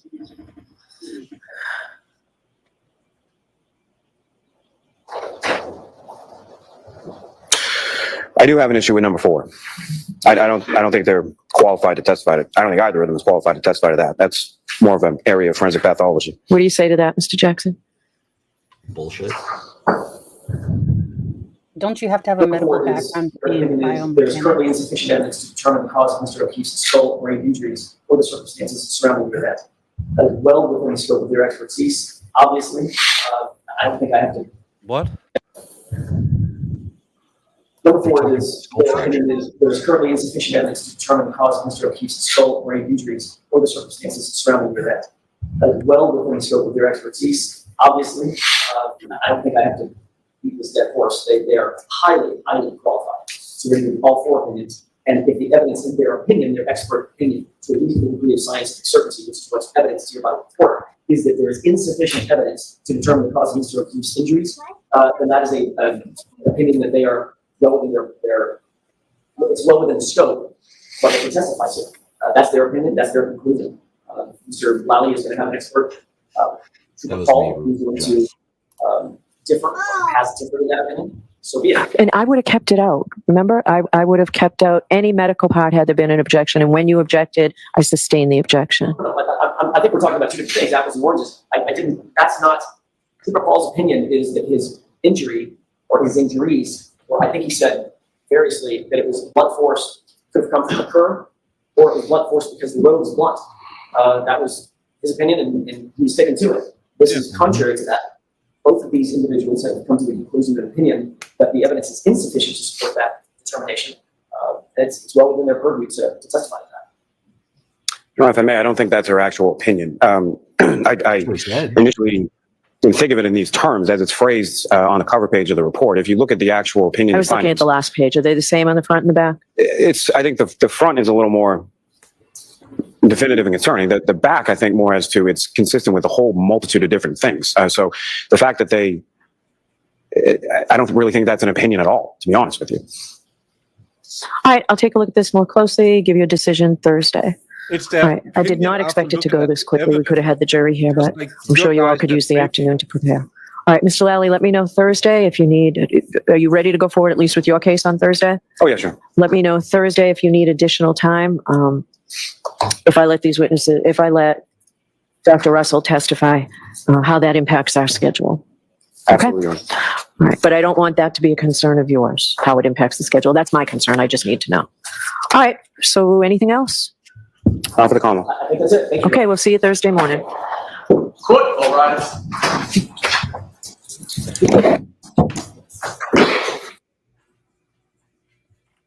I don't understand how Lally, as a prosecutor, is going to try to say that the FBI and Department of Justice witnesses that are also part of a prosecution team for a federal investigation aren't qualified to opine in this. It's a bold. Because they're not doctors. They're not testifying for the defense this time, the state this time. So you know the rules. If it's good for the state, it's bad for the defense. And if it's good for the defense, it's not allowed. It's ridiculous. Bev. He steals my bed every day. Now he's going to steal you.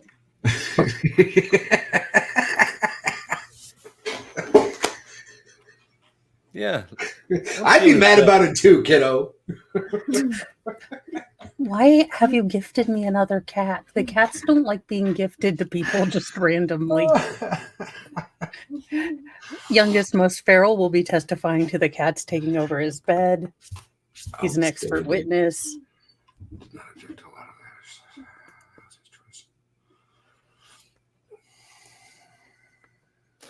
Yeah, she's going to let in the Russell lady, but she's probably going to limit her scope to what she can testify about.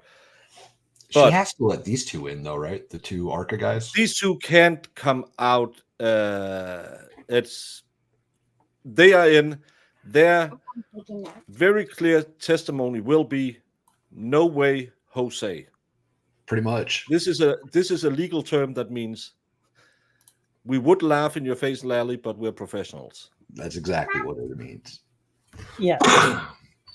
And when they testify to this, because I don't know if you noticed the difference between them and Lally's witnesses, but most of them could speak in full sentences. Yeah, and in a way that's illuminating, not more confusing. Yeah. It's again, that's what I talked about. The battle of the experts. One thing is having the smartest guy in the room, but that doesn't matter if you have the worst communicator in the room. You need a guy who can dumb it down. And I'm a bit sad we didn't get to hear from Rich Green from Florida talking about the. I still don't understand what we were taught yesterday about cell phones. Well, I have no ideas. That was intentional. We weren't supposed to understand that. Nobody was. Yeah.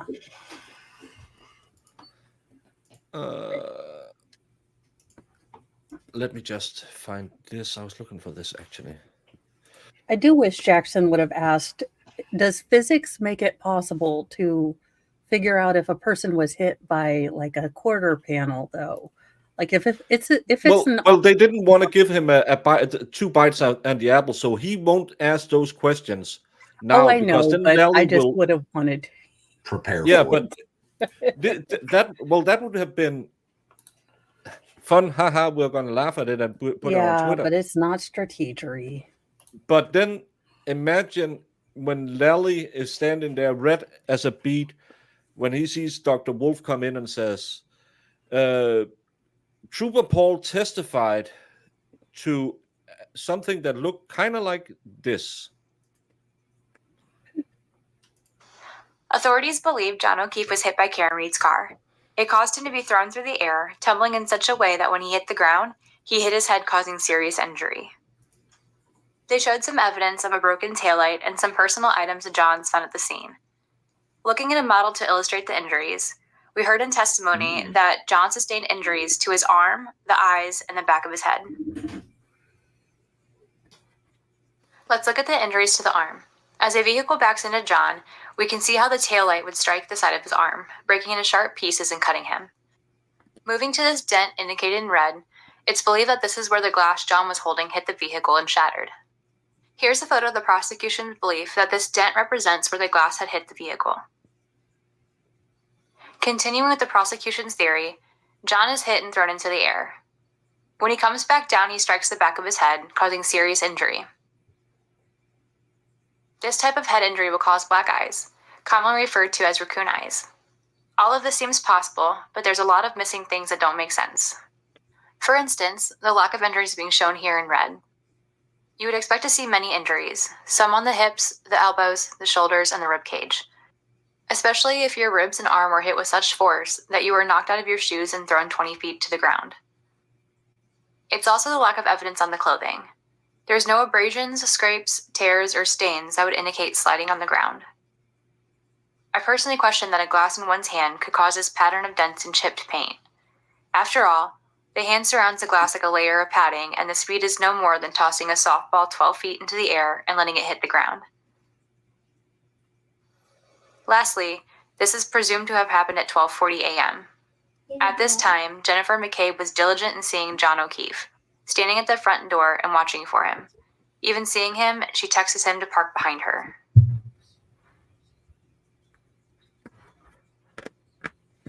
This is from Critical Minds TC on Twitch, if you want to go watch them.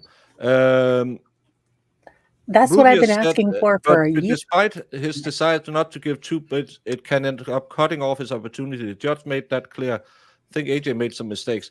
I think he saved it by, he was asked, what are you wanting them to testify about? And he said, all 4 opinions. And their 4 opinions will be, car didn't hit a body didn't hit a car, and we can't determine how his head injuries was made. If he can put those, and I can't remember the last one. If he can put that in front of the jury, I think he'll do just fine. Yeah. Yeah.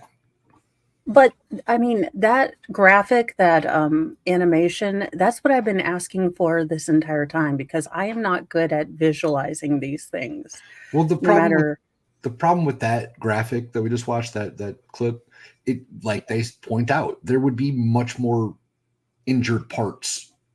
Yeah, well, and that makes sense now, but it's hard for me to visualize things. It's basically like noodles in space. It's not a good thing.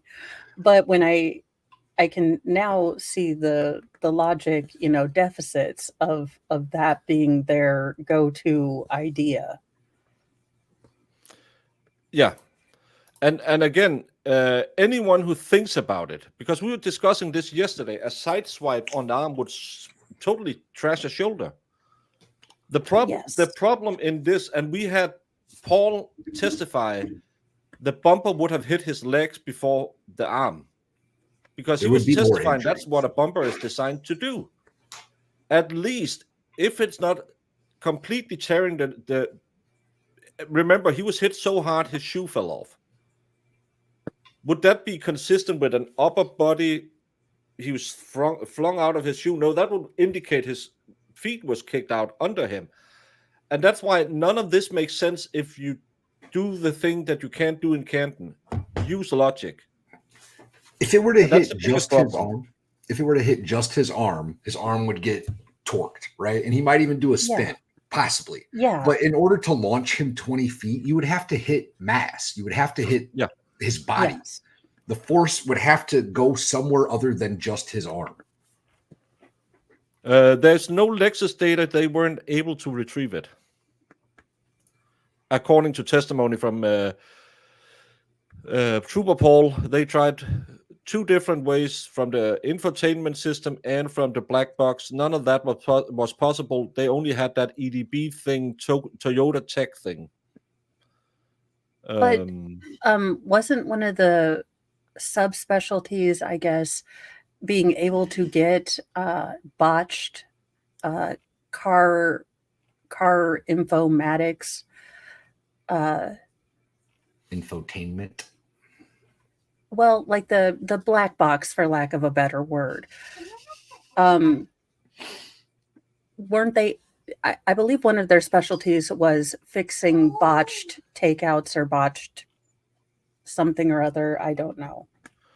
No, you're thinking. Do you think about the Murdoch trial, where they were trying to figure out how to get it out of it, and then in the middle of the case, they called from Chrysler and said, "Oh, you wanted the data? Oh, you could just have called us. We'll fix that."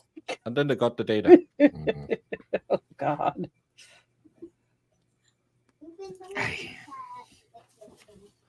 Yeah, but they have the report, and they have a clear report testifying to that. And she asked, "What are you wanting them to testify on?" And he said, "All 4 points of the report, everything in there." So I think it's totally cromulent. He's allowed to put everything in. I don't see how you can see she's gonna, because she didn't ask about limiting anything else than opinion 4 that we can't determine how the brain injury occurred. That was the only limitation that was talked about. So I can't see how he did anything wrong.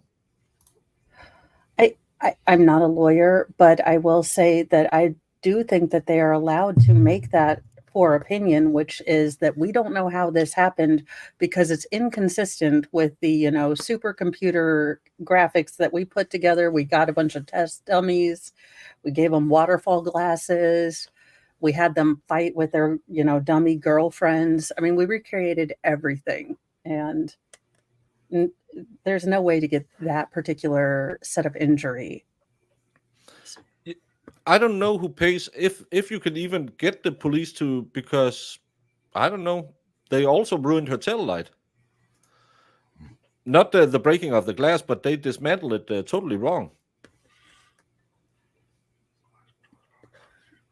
It's yeah, I don't know, but anyway, this was, as always with Bev, we don't get a ruling. We'll have to see. I don't see how she could possibly deny any of the three of them. Dr. Russell, sure, limited, but the other two, I don't get it. No, Dr. Dogfight will be limited in her scope. Yeah. The other two, ask, we can go back and watch it, because as I understand it, he said, "I want to have everything from the report in." That's what he said, and then they argued over point 4 about whether or not the skull fracture was evident from the evidence they had, and yeah, I think Jackson's gonna win on that one too. Yeah, I don't think I testify to that. That's more of an area of forensic Conclusions. So, Mr. Jackson, you intend to have them testify consistently with the report, everything covered in the report, and the conclusions, all 4 conclusions in the report. Mr. Lally, what's your take on this?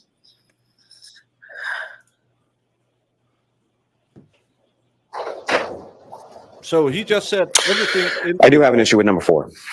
I don't think they're qualified to testify to. I don't think either is qualified to testify to that. That's more of an area of forensic pathology. What do you say to that, Mr. Jackson?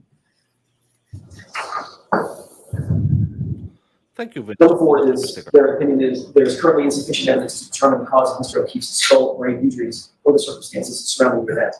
That is well within the scope of their expertise. Obviously, I don't think I have to beat this dead horse. They are highly, highly qualified to review all 4 opinions. And if the evidence in their opinion, their expert opinion, to a reasonable degree of scientific certainty, which is what's evidenced here by the report, is that there is insufficient evidence to determine the cause of Mr. O'Keefe's injuries, then that is an opinion that they are well within it's well within the scope of what they can testify to.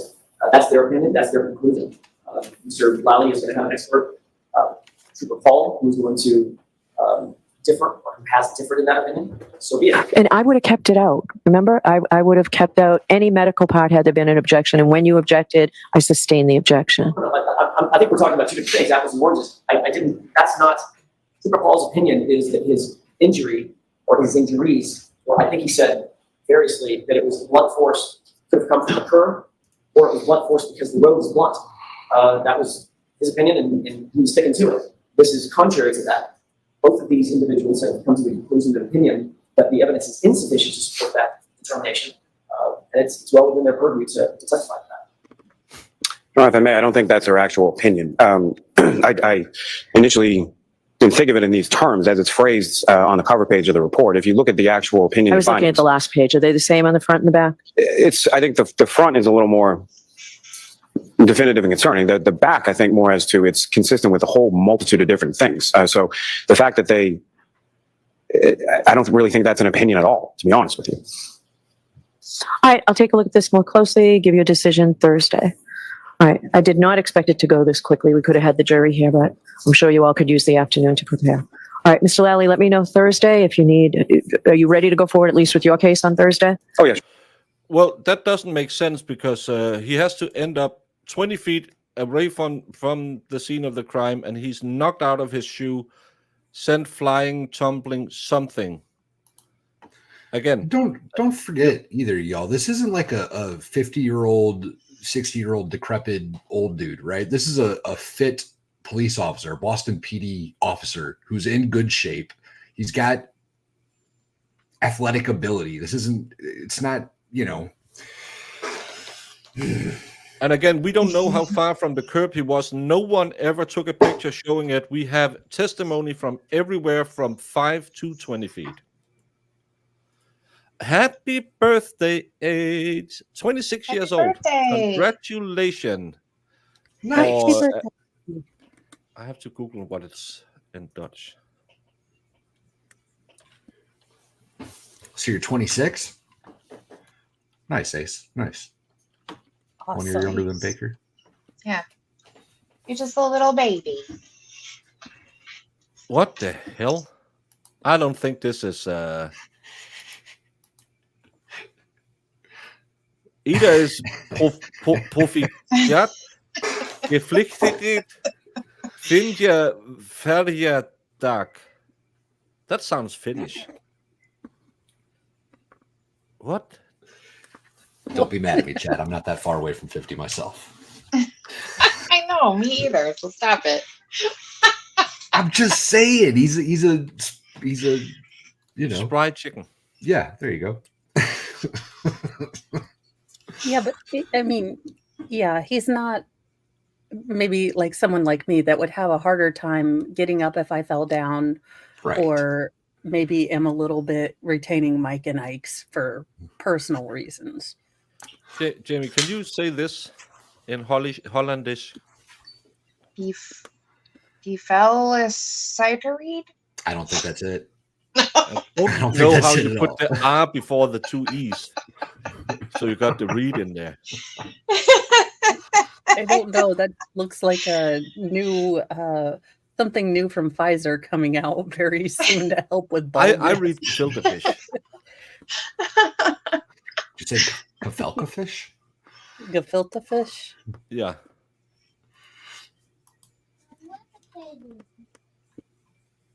Because I couldn't give that info. Well, they got into all of that, how they are trained in this and work with this. I think I have seen way less presented by experts who was allowed to testify on way broader scopes. It might not be cromulent, and Bev might try to rule against it, but I've seen a guy who was made an expert in phonology by doing this in an office without having any proof of what he did. Yeah, you know, I think we need to watch Trooper Paul's testimony again, because I think we're not remembering his expertology as well as we should. He doesn't remember his expertology. I want to know how much Bailey's he put in his coffee. I'm not sure the Dutch people speak German. Well, they do speak German, but then I don't think they're the biggest fans of Germany. Lally is going to drag his feet finding a rebuttal witness for the first witness that he wants out. I don't think she will be allowed to testify. I think she will be allowed to testify on a very limited scope. Let's get a new car. That's all she's going to need to testify on, though. I mean, it's not like it's going to. No, she just needs the conclusion. Right. It's consistent with a large dog. I'm not think she's got 53. that. I'm not 54. What the heck? Well, I want Paul to sit in the courtroom on camera when these guys testify. And say, objection, there's no way to tell this. With a notepad and a calculator trying to follow along. And then I want him to take the quiz after. There's no way. He's going to be nowhere near that courthouse. Yeah. He's looking up positions for janitorial services in Guam. I can't make a short. Shorts can only be 1 minute long, and that would be just him saying science, or it just did, and stuff. Would Yeah, take up it most just of the did was my minute. favorite. I no, it really just liked. did. I really liked and stuff because that's a part of the Canton constant. You have to add and stuff. True. So whenever you, I mean, when you not try for to nothing, figure but have out the Winchesters been there? Winchesters? From Supernatural. I was just going to say, was there... You know this. The Pythagorean theorem. Yeah. No, I got that this one. was a permanent marker again. I'm an idiot. God bless it, Baker. Now I Just need a draw new over whiteboard. it with dry erase marker and it'll come off, or isopropyl alcohol. We'll take it off. I tried with moonshine the last time. It didn't work. Well, I mean, I'm only telling you what It's works for 50%. me. It should be eating this. Moonshine. I use moonshine. Yeah. If you get 90% isopropyl alcohol, it cleared off the murder board that I got. Well, the last one I had to throw away because it wouldn't come off. Talk amongst yourself while I try the dry eraser thing. Then I'll come back and demonstrate the Canton constant. We have an addition to tomorrow's panel. Ooh. Should I say that? Yeah, sure. Okay. Guess who else is going to be joining us tomorrow night, y'all, for this Karen Reed panel? In addition to Brandy Churchwell, in addition to myself and Baker, obviously, the Young Jerks, and attorney Melanie Little, Ian Runkle's going to be joining us. Woo! Oh, I am down for Good job, sound. guys. It's going to be good. Good It's job. going to be a good panel. I have no idea if I'll get Mr. Mo to make that our date night watching, but it'll be worth a shot.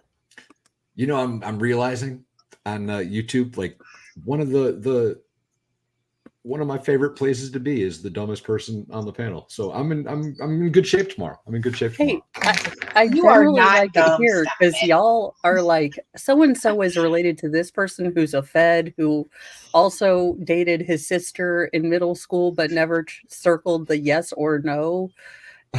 So you guys know all of this, and I'm just like, so who's this heifer again? This will be on Baker's channel, not my channel, Aussie. Sorry. We've been covering this for a long time though, Mo. Like this has been Yes. keeps popping up for like over a year now. We've been doing this. This has been a crazy little circumstance. We're like, hey, this could be Oh, something. yeah. And it sure did turn out to be something. Yeah. Okay, can someone explain to me why it's so bad that this woman, this doctor with police training and police, animal attacks, why her reaching out to the defense was so nefarious and terrible? I mean, I get you don't want fame seekers, but if any woman is not looking for clout, I think it's that particular doctor. I don't think it's... I think it was just the timing of things. I see. I don't know like the rules with criminal. Obviously, I'm not a lawyer, so I don't know the rules with criminal. When they can enter in witnesses, stuff like that. But I'm sure someone knows. That was really all the big issue with her. Was like it was late notice.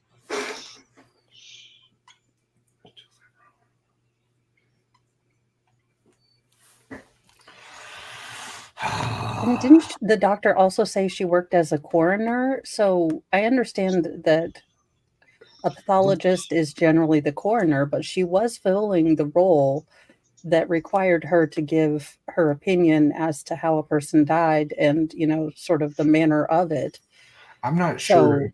I'm not sure if there's a more qualified individual in the country to talk about whether or not these are dog bites than this woman.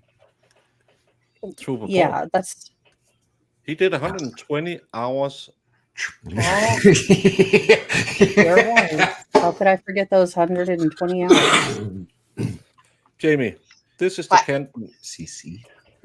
You have the Pythagoras in Canton, and then you have to add the Canton constant. So this is how you solve that. That's C divided by 2. Oh, okay, a squared, b squared equals c squared. Okay, and stuff. Solved for Divided stuff by- and just did. Makes perfect sense. It's like That's I'm how- watching A Beautiful Mind. Yeah. It's just Canton science. Yeah, that was the dumbest thing I heard Bev say. It was like, oh, she wasn't very sure on her conclusion or whatever. It's like, she just said to you, what was the typical word you use or whatever? And you're over there like acting like she's just a jackhole. Right. Easy, buddy. New whiteboard clock. Just get some alcohol. It's got to be cheaper. No, this is a crappy whiteboard with a cardboard back. So Wait, did you It costs write like on $5. permanent on a whiteboard again? Yeah, he did. Jamie, you should watch the show. I just said it. Well, I didn't. I must have missed that part. Y'all, if you didn't know, he was writing his gang signs on the other one and killed it last year. East Side Posse. East Side Posse. Yeah, the East Side Posse. Yeah. Oh. I don't You know, have any actually, I bet WD-30. I have WD-40. I think Monster might That take might it off work. too. The energy drink Monster. Again, I tried 50%. This is really crappy. You can see it's just a cardboard bag, but a very. Oh, It cost me $5. It'll cost more to get alcohol to take it off. I could drink True. that instead. How do you like them apples? that is a better idea. Although, have you tried Malort? Because I think that we might have found the only reason to have it. There it is. There it is, y'all. Yeah, that's the satanic bottle I bought. Kill the rest of it, Baker. Kill it.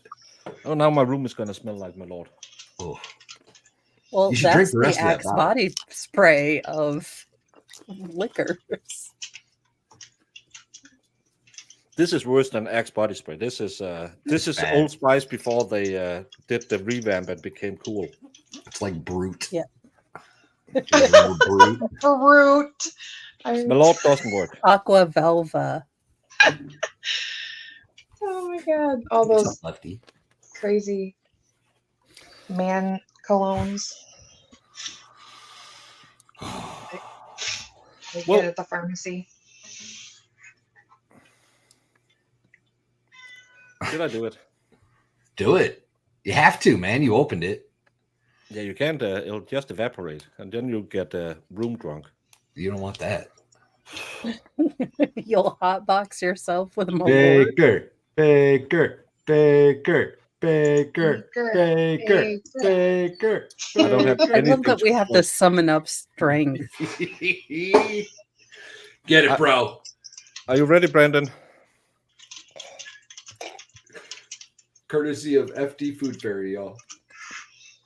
Geglückliche Feiertag I think is happy birthday. On your birthday, and Jamie's birthday tomorrow. Happy It birthday. is. Yes. Thanks. Oh, it comes out of that little bottle so slow. Yeah, it does. It was like, why is time slowing down? And I swallowed. Why isn't it going away? Oh, Oh God. my stomach just got upset watching it. Yeah. Yeah, it made me cringe a little bit. What is that? A bottle for ants? It's a 5 ml bottle. It's It's a one double of the shot. airplane bottles. Yeah, I'm not allowed to drive a car. That was my lord. Malort, bro. Malort. Jepson's Malort. The aftertaste is really bad. The aftertaste is the absolute worst part of the whole thing. Yes. And it sticks with you for the days. You'll be like, where did that's been 3 years ago. Why is I still taste that? Well, it's not that bad to drink. It's really bad to have drunk. It's not good. Yeah, Johnny Depp had a deodorant called Sauvage. Oh, I it was like that. Dior, wasn't it? Yeah. Yeah. Dior Sauvage. It's pretty good. Is it? Yeah, I like it. I Malort avoid reminds those me- perfumes in the mall, so It's Jamie's birthday tomorrow. Happy birthday, Val. Thanks, Bad Duck. Yeah, Val shares her birthday with me. You know? I share a birthday with everybody. Mhm. We get to celebrate every Tomorrow, day. as we talked about, no court, but a class panel. It's gonna be good. Gonna be good. Let's do this. hey guys, it's Mo. I will be doing nightly newsy news at 7. And then hopefully, I'm just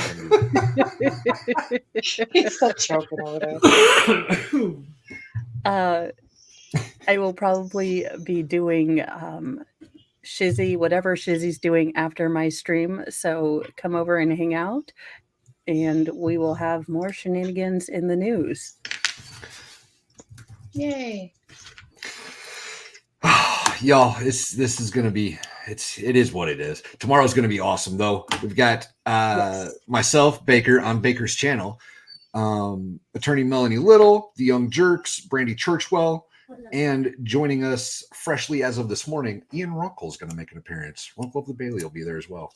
Other than that, I don't have anything planned aside from the Karen Reed case until What time is it at?